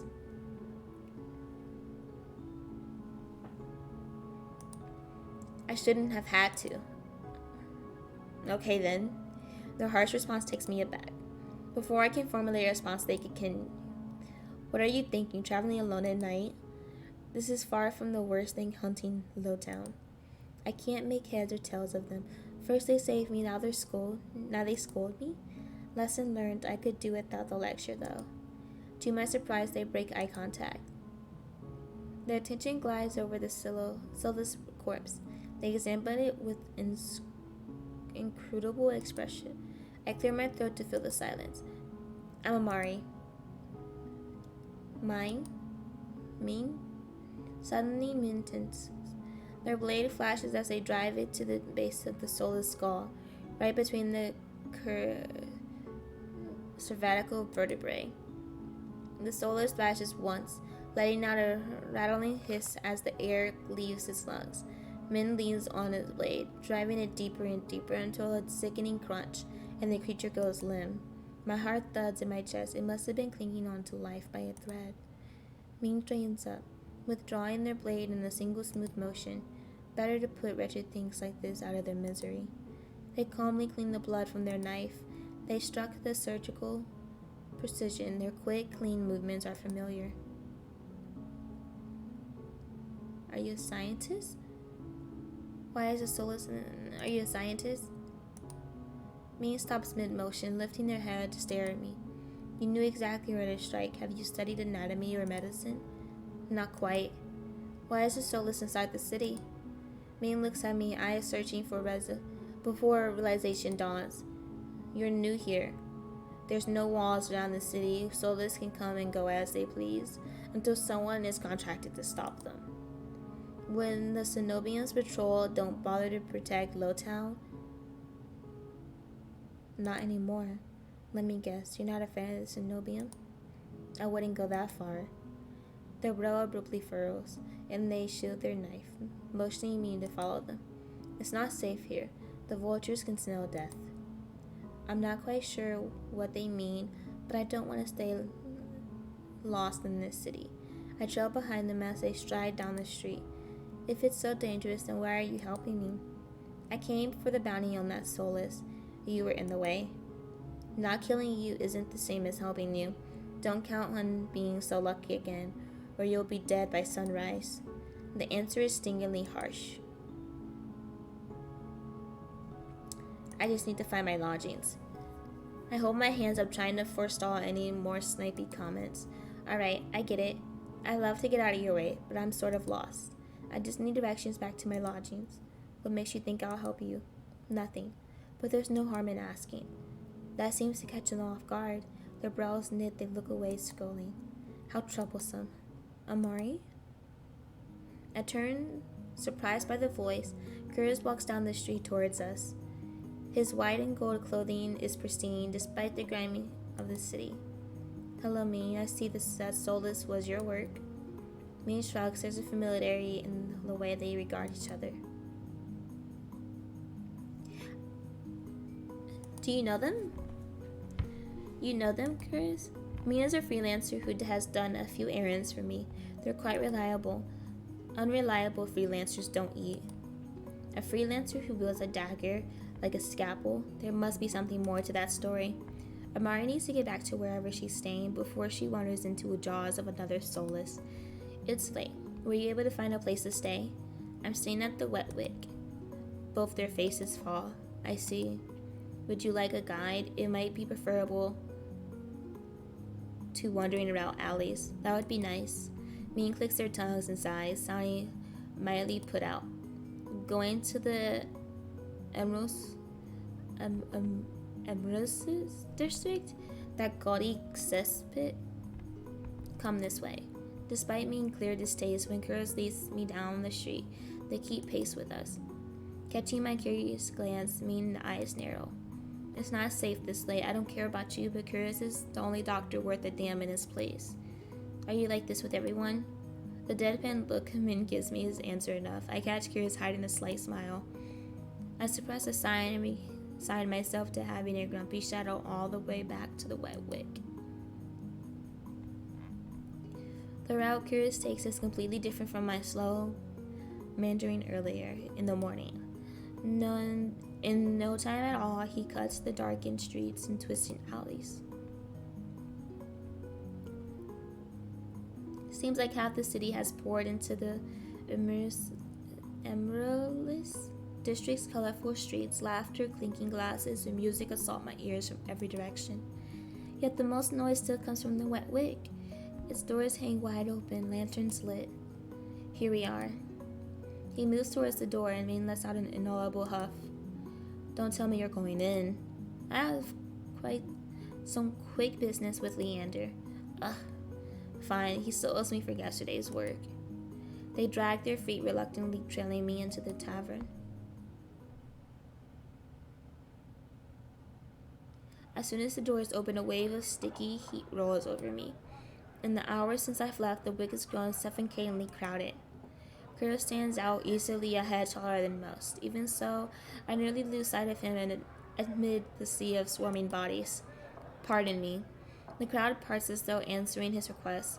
Curious glanced over his shoulder at Min and me before gliding through. How can anyone breathe in here? Min follows Curious at a clipped pace. Leander is right where I left him. Although he's traded places with the bartender, he's holding a pair of shot glasses filled to the brim with luminous green liquid. And now for the finishing touch. A flash of magic paints the glasses white with frost. You're never gonna guess what's in these. Leander slides the glasses across the bar, and I get my third and fourth shock of the evening in rapid succession. Ice leans against the bar, an elbow propped up on the counter. He catches the glasses and lifts one to the slate before turning it upside down. The contents magically gleated firmly in place. You're supposed to make drinks, pretty boy. Don't tell me you're wasted already. Very perched on the bar counter is Ice. Takes a single look at the shot glass and shakes his head. What are we having, a buckful of boogers? Leander's nose of treasure? You've eaten worse. Vario's lips twitch and his ears flatten when Ice offers him a glass. He turns his cheek with a huff and Ice just snickers. Coward. Don't tell me you're actually... In one fluid motion, he throws his back his head and downs the shot. Drinking that. A dark look crosses I's face. It's chewy. Chewy? Wait, let me try it again. Behind me, Min grumbles. I told you this place was a nest for degenerates. If it isn't Curious in me. At the sound of Leander's voice, Min pale eyes glow wide.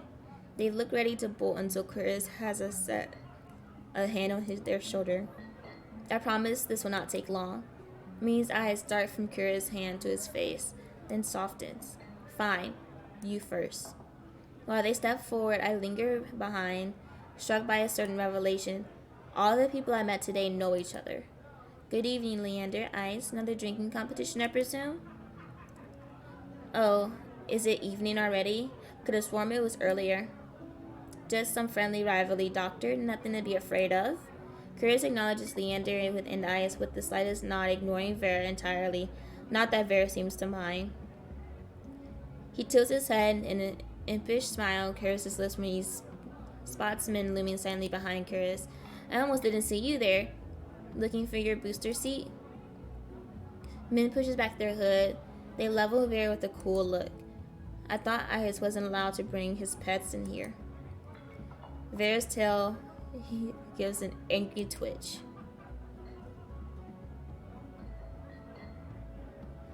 At first sight, it's an impending fight. Leander vaults clear over to the counter. He slides in between Ice and Curious.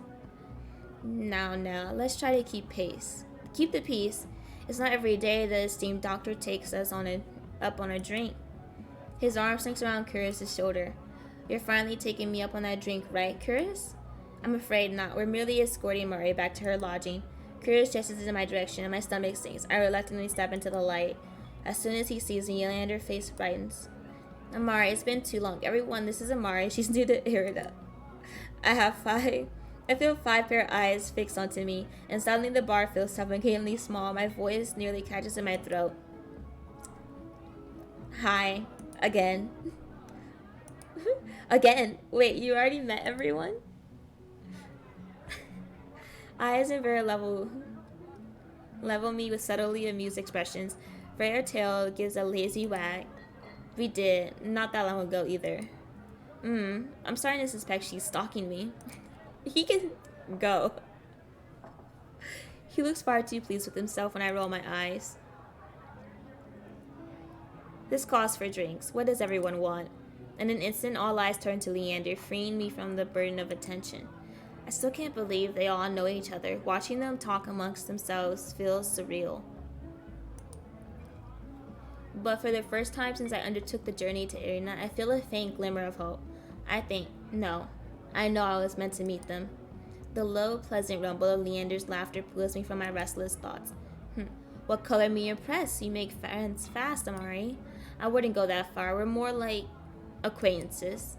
A wise man once said that acquaintances are merely friends you haven't shared a drink with yet. A wise man? You said that. Here. Last week.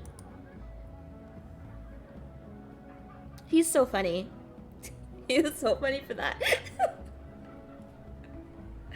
I can hear Me's lip curl with distaste from across the bar. Leander clears his throat and continues unperturbed. Let's toast to Amari's health. Care to join in, Doctor? Curtis politely declines with a wave of his hand. How about you, Min? No. Are you? No. Resounding pop pierces the din in the bar. We all turn in the direction of the noise. Aaron looks almost bashful as he accepts an overflowing flute from the bartender, pouring from a bottle so old its labels has been worn blank. They serve champagne here? Since when? Vera pauses in the middle of licking champagne foam from his fingers with a coy smile. You don't mind, do you? In a transformation as impressive as his magic, the concern of Leander's face vanishes. He laughs softly. No, be my guest. I know you got expensive taste. Then he shoots the bartender a frantic look. Unbothered or uninterested in his company, eyes cants his head at me, a light smile on his lips. How about you, Sparrow? I did say I'd buy you a drink earlier. No, my treat. Eyes regards Anders over the lips with a glass. In the dim light, the glint in his crimson eyes looks downright dangerous. What'll be? I'll take that drink. I'll take the drink. I'll take you up on that drink, as long as it's not one of those green shots. Don't knock them till you tried them. They taste better than they look. Somehow I doubt that, but I hold my tongue enough for Leander to go behind the bar. He's lying, isn't he? When I glance at his eyes, he only shrugs. Like I said, they were chewy. Probably poison, too. Okay. He considers his own drink a tumbler of amber-colored whiskey. Leander tried to kill me a dozen times by now. It's always a gamble. Vera clicks his tongue in disapproval. He finally looks my way with a half-lidded glaze softened by his third glass of champagne. I were you, I wouldn't let Leander put anything in my mouth. He fans his finger over his chest, voice dripping with fake reverence. The wet lick is one of the finest drinking establishments in all of Irno. While you're here, you may as well take part of the signature watered-down drinks and stale nut leather. He sweeps his hand towards a chipped ceramic bowl filled with spiny speckled jerky that I can only assume is nut leather. What is with the food in this city? As abysmal as you make it sound, this place is completely packed. It's not all bad, depending on the day. The food's edible. Ayas takes a measured dip of his drink. Gotta stick around for the real attractions, though. Before I can ask what he means, Leander returns with a tumbler that he set in front of me, uneven chunks of ice bobs in the pool of reddish-purple alcohol. I eye the drink suspiciously. It better not be another disgusting concoction of Leander's. Relax, it's just a local specialty, plum gin. Although if you're feeling more adventurous, I shake my head. Leander wraps his knuckles around the bar, and so the group falls silent. Alright, everyone, let's toast. May Amari stay in Ira be full of bright adventures and discovery. Cheers. Leander, Ice, and Vera raise their glass in unison. Min only crosses their arms, and Courage watches with a polite indifference. I tip back my drink, the plum gin is eye-watering strong. Despite a sharp medicinal edge, it goes down smooth. One sip softens the edge of my vision. The next fades the din of the crowded bar into a low, persistent murmur. I find myself unwinding for what feels like the first time in years. Aren't you the popular one? I guess you met Kura's first. That would be more accurate to say I found her. He saved my life. I merely performed my duty as a doctor. Although I must admit I was confused when I woke up missing all my clothing. Leander makes a choked noise somewhere behind him and sighs. It's not what you think. Amari was in grave condition. I could hardly treat such injuries through tattered clothes. The silence as followed stretches uncomfortably long. I look away, unable to face Curious disappointment, and catch Vera sneaking behind his hand. That's my cue to change the topic. Curious isn't the only one who saved me today. Don't you listen? I didn't save you. You were simply there. That's Min's for you. Min? Leander reaches for Min, but the duck under his arms with practiced ease without so much as looking his way. As reliable as they are moody. You're one to talk, considering you neglected to warn her to stay off the streets at night. Oh, I might have gotten a little distracted. Min only responds is a short breath. At any rate, I never got the chance to thank you. Don't. The less soulless alive, the better. For a heartbeat, Min's eyes flick toward his eyes, and their lips twist. Ice is too busy nodding along to Vera's enthusiastic pantomime of stabbing to notice, lost no doubt in an enthralling discussion. I've had enough of this hellhole. Let's go. Min and Kira share a brief look, then the doctor speaks up. Very well, but there's something I must discuss with Leander, if you'll excuse us. Just like that, the three of them depart, leaving me alone with my savior. Savor my gin in silence. Or so I think, until I hear a voice so soft and low it practically a purr. Lost your tour guide? I turn to find crimson and pink eyes trained on me. It's not lost on me that they chose the instant the others left to strike. Just my luck. I had to be abandoned with the two most irritating people I've met all day. Monsters or not, there's no telling what I'll do if either of them push me again. Don't tell me Leander snuck off to get his... Okay. He's got business with Kuris and Min. 2-on-1 business, isn't he lucky? I can't tell if it's the champagne or the company, but Vera has grown noticeably more relaxed. He sits with his chin propped on the back of his hand. His ears twitch whenever a hiccup shakes his shoulders. Why are you so far away? Come join us. He passed the empty stool beside Ice, but I hesitate. The smile Vera wears is sweet and distinctively sly, and with drinks in the mix, I dread how he and Ice will mess with me next. We don't bite. I'm not sure about that. Just hours ago, he tried to rob me, and you threatened me. Me? Still, surely you're mistaken. You sure it was me? Yes, it was you. And then you had the gall to kick me out just so you could go drinking. He gives another one of his shrugs. I was lonely. A simpler answer than I expect, but I guess I can't fault him for that. Vera suddenly slumps forward, gossamer sleeves pulling where he rests his elbow on his knee. Ice sits with his hands on Vera's waist, narrowly preventing him from tipping off the counter. How about we start fresh, Begin with proper introductions, get off on the right foot, and whatnot. I'll start. The name's Vera, hunter extraordinaire. Vera's right hand flutters to his chest as he bows his head, flinching when his hair falls into his eyes. Ice doesn't say anything, so I suppose it's my turn now. It's Amari. It's Amari. Vera considers me for a long moment, his tail idly swaying beside him. Then he knocks back the rest of his champagne. It's a pleasure to fondly meet you, Amari. He says my name slowly and deliberately, savoring every syllable. A tingle jumps down my spine. I quickly turn my gaze away. Smirks at my reaction over the rim of his glass. Is something funny? Nope.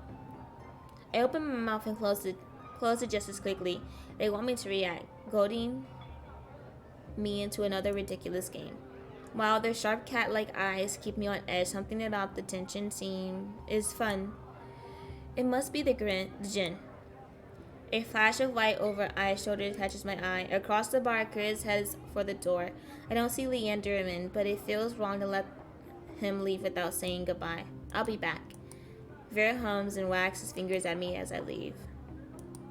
I slip through the crowd carefully not to touch anyone, but just as I'm nearing Chris, I stagger, shoulder checked by a man with a neck thicker than both my thighs. He stares down at me, nostrils flared.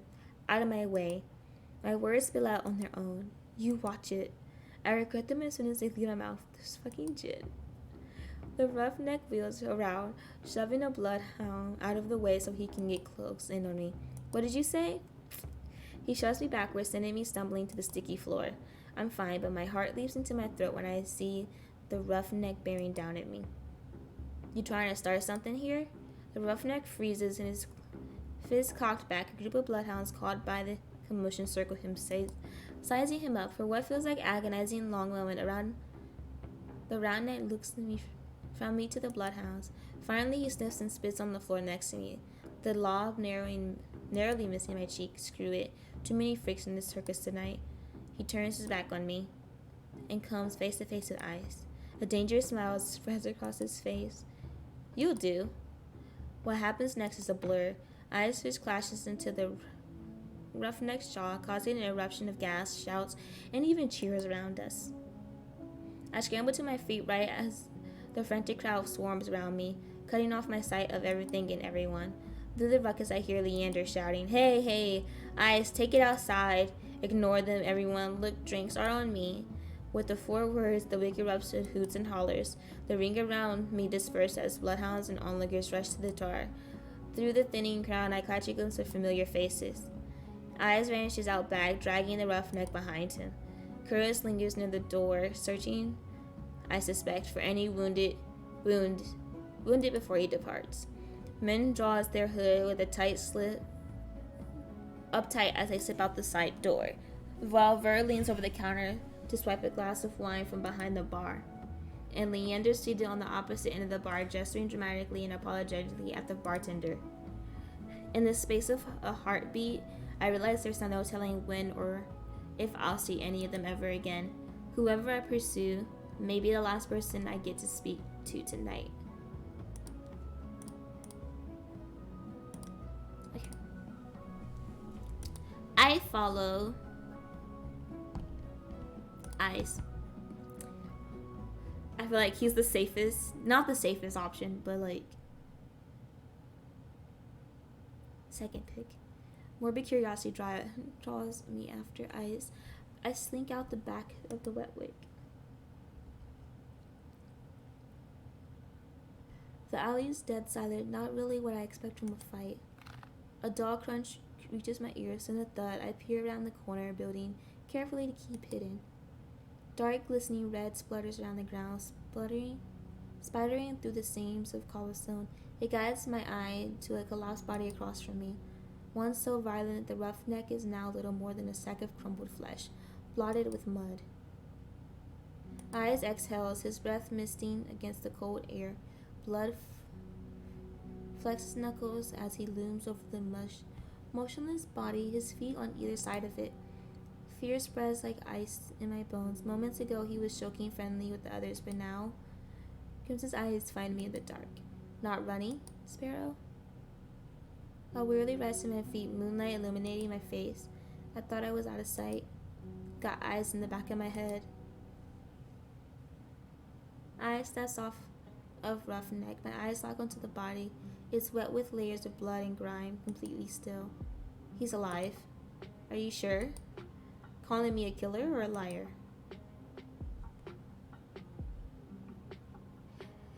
There might as well just be an option that says both. liar, which I guess is both.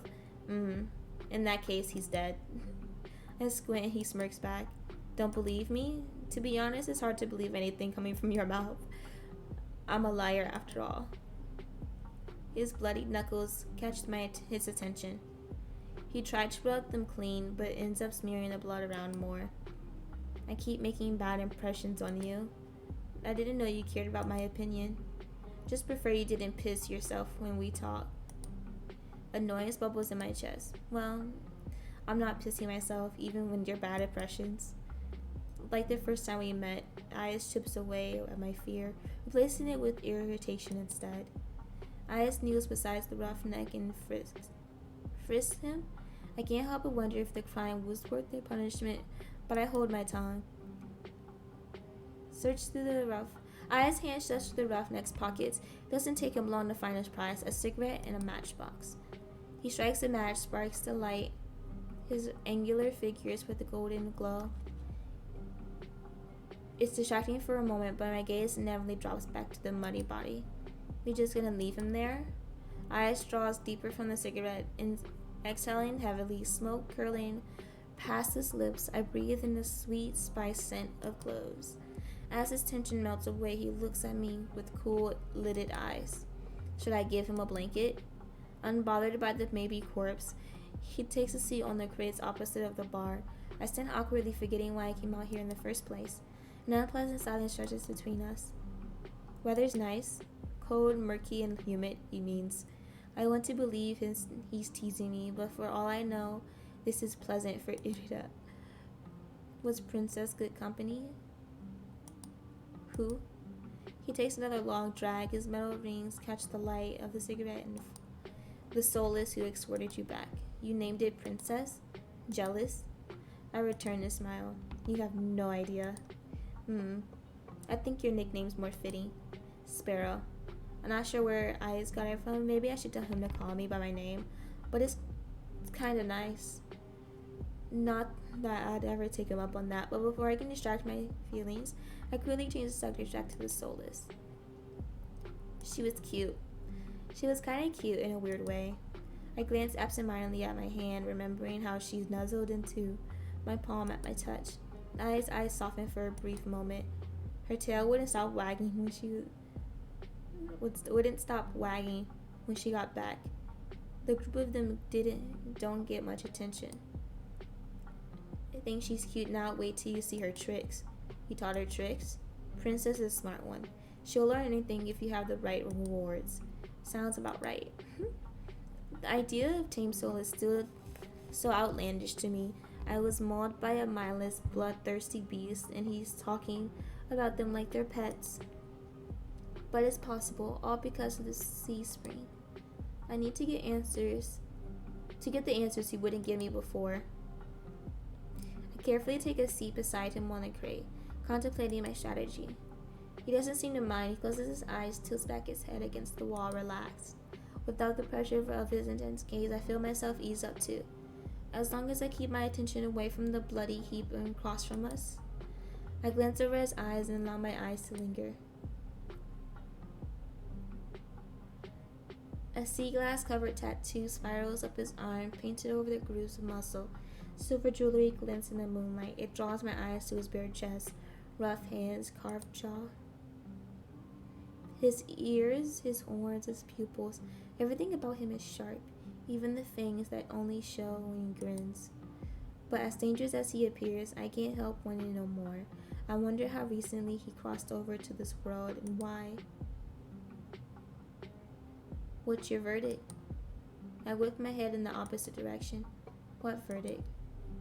Got a long, good look? Are you impressed or do I need work? My face grows hot.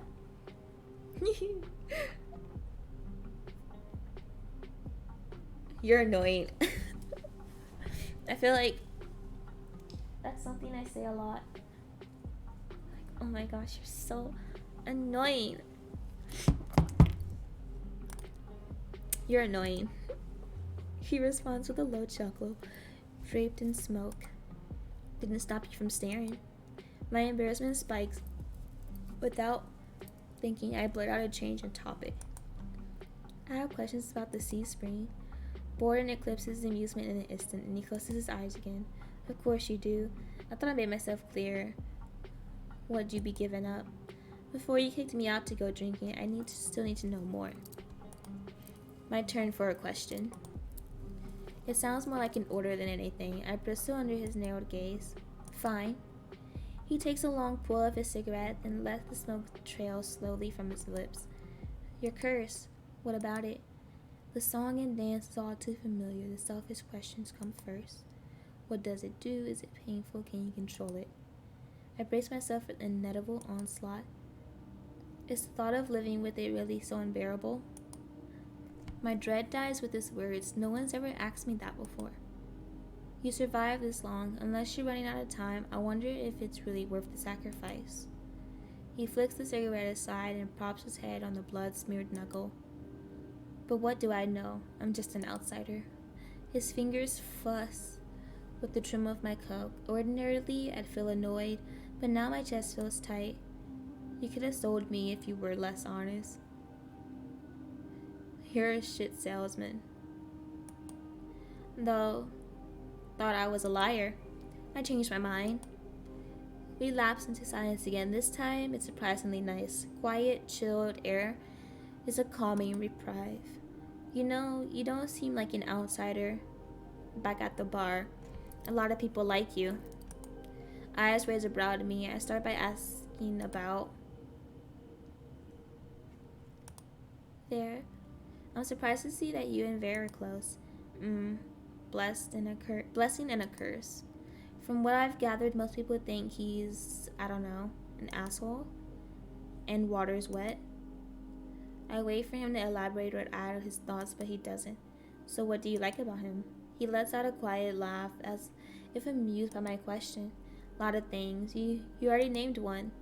You like that he's an asshole? Temperament matches the drapes. Looks good in blood and better in tears. Favorite things, the tail. Sometimes it frizzes up if you... He catches himself clear in the throat. It's hard not to let the disappointment show in my expression. Vera is one of the most honest people you will meet. Just don't listen to a single thing he says. Echo.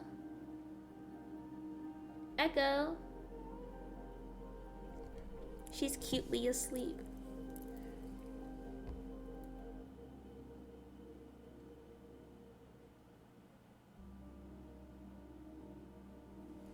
Okay. Those sound like completely opposites to me. I really don't care about the rest. I'm sorry. I didn't know that you and Kira is friends. In a way, I help him in the clinic sometimes. Doctor doesn't let most people closer than arm's length. And you do? Hearts on the sleeve. I get it since Kira was like that in the past. Must have been burned. He trails off after the last few words, and shrugs. He opens up in his own ways, if he's relaxed enough. I don't know how to even imagine that. To be surprised, even the doctor has an endearing side. I can't decide what's more intriguing, the fact that Curious has an endearing side, or the idea that Ayaz has managed to coax it out of him. Tell me if you uncover any of his other secrets. I'd kill to know more. Min? Maybe Min doesn't necessarily like you, but that definitely pays attention to you. His reaction takes me off guard. He growls, pinching the bridge of his nose, and exasperated as I've ever seen him. I make enemies as easy as I breathe, Sparrow. Doesn't bother me, but that Dell's got it out for me for no reason. Maybe they're unsettled by the sea spring? It's not about that. Goes without saying they've got some issues. Don't think they'll understand that you catch more flies with honey than vinegar. Honey has left a bad taste in my mouth in the past. It could be the same for them. At least you're capable of a conversation. Do me a favor and teach the dove some manners. Thought they'd lay off eventually if I don't bite. Hasn't happened yet. I briefly considered the possibility that Min wants to get bit. I'm not about to propose that though. Leander. You and Leander clearly get along. You like Leander? Doesn't everyone? He's helped me a lot since I arrived in Irida. He's even got me a free room at the Wet Wig. His charm has gotten him far, but for a leader, he sure likes it when others take control. A part of me desperately wants to ask him what he means, but Ice continues before I get the chance. Surprised we get along? I thought you'd be at least be at each other's throats instead of drinking buddies. He smiles as easy. His smile is easy, but there's a dangerous edge to it. Leander's done a good job for a human. Naturally, there'll come time when his resolve is tested. Same could be said for anyone in this plane or the next. As for my resolve, well, stick around at Irna long enough and you'll find out. I nod slowly. I can't decide if it sounds like a promise or a threat. Got any more observations, Sparrow? My main point is that speaking from experience, being an outsider usually means you don't have friends. I don't. I level with him a tired look. Fine, I'll confess. I have one friend. Don't say yourself. Alcides? My skin prickles at the name, hair standing on end. Who's that? A friend. It lives in my head. It lives in your head. I tap his temples with a finger. Right here. Scared you off yet? That'd be the third bad impression I made on you today. I stunned for a long moment, processing what he just told me. Then I burst into a fit of laughter. You're serious? I grins wide enough to flash his fangs. Deadly. Sounds so fucking absurd I can't help it. On top of everything I've done, though today, it feels like I'm living a fever dream. I come close to death more times than I can count, encountered tame, soulless, and horrifying group mind, and now I'm supposed to believe that there's something living inside Ai's head. There are tears in my eyes by the time I rein myself in. Ai's waits patiently, lips quirked in amusement. Sorry, it just sounded ridiculous. The tension in my wound surges tightly melted away. For the first time in a long time, I feel I can breathe. I feel better. Dukas, where in the rat's ass are you? Raucous gruff shouts rise in the street, echoed by the sound of heavy boots sloshing through the mud. The voices share the roughneck's accents from the bar, the same roughneck who still may be dead and lying bloodied across from us. I nearly forgot about him. I shove to my feet as their voices get louder. They're closing in quick. Eyes pulsing at the wrist out of the alley away from the brimming moonlight. We dive into a nook between buildings, veiled in the shade of tattered canopies. It's a tight fit. Eyes boxes me against the wall, his body all but pressed against mine as he towers over me. For the second time today, the heady scent of smoke envelopes me, but this time cut with metallic tinge of someone else's blood. Eyes pitches his voice low. Quiet. My heart leaps in my throat. I'm suddenly acutely aware of the heat radiating off Ai's body, the feeling of his legs grazing my thigh, the coldness of his breath. This is bad. I squirm against him and try to earn a burning crimson glare. In turn, do we really have to? His hand covers my mouth, muffling my whispers. He shakes his head. Don't. Damn, he's over here. Dukas, wake up, you bastard. A group of individuals, all brandishing spiked weapons, fill an alley. They all wear violent sashes, some kind of uniform.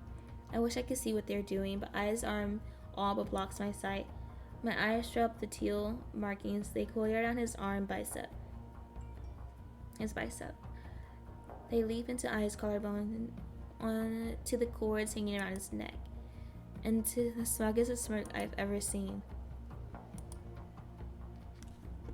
Unfortunately, I don't have a lot of options. My eyes start away from his face, follow the line of his neckline down to his chest.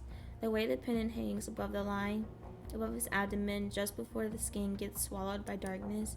A thrill joins through my face, hot beneath this can't be happening. Why am I getting worked up in this situation? Voices in the alley grab Ai's attention this time. Shit, he's got more broken ribs than whole ones. What kind of freak did this? Fan out, find the cocksucker responsible. You three, take Dukas to the bigs. At least he's still breathing. The alley clears out as footsteps rush away from us. We stay still until they distant, melting into the rumble a quarter. Then only does Ice take his hand off my mouth.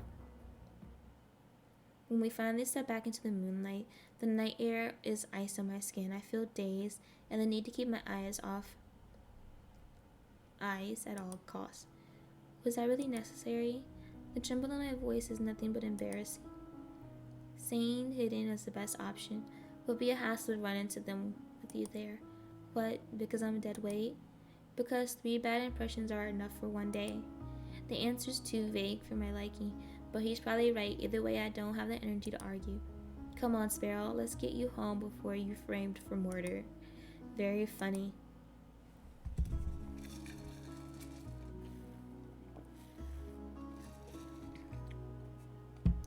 We reached the front of Wet Wicks too quickly. I hate to admit it, but I don't want to separate from Eyes yet. And not just because he's never answered my questions. He's infuriating. As easily as he makes me feel on edge, he can make me feel safe, secure somehow. You know where to find me. At the creepiest place in the world. Take your time before you decide to drink. I happen to like your shitty attitude.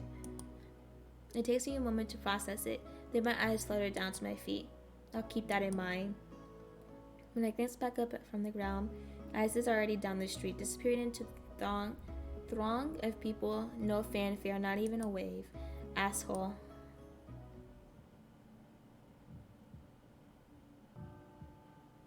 And we can just choose like that.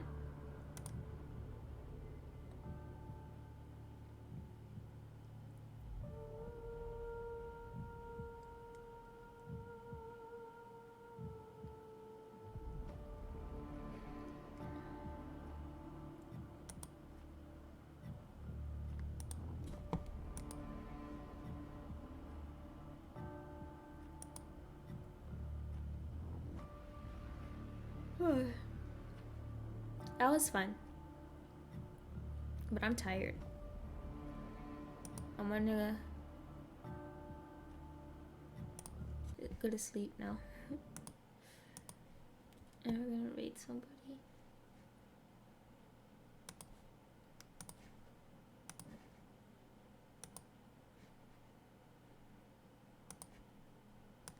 Yeah, that was fun.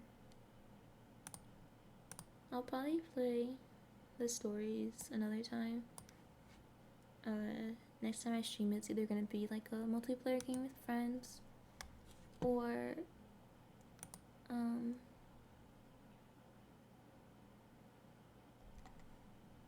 Hogwarts though.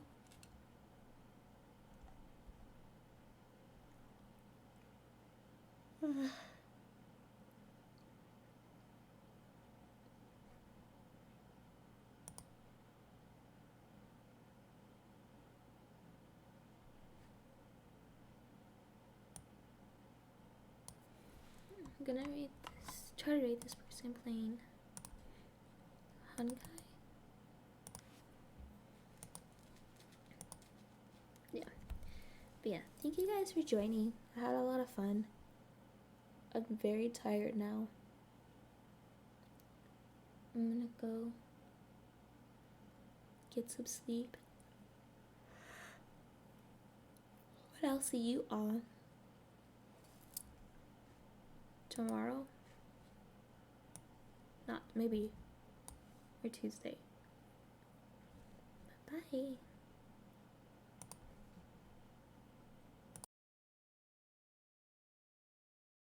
Study for this test because I will find out in the middle of the class because you find out about like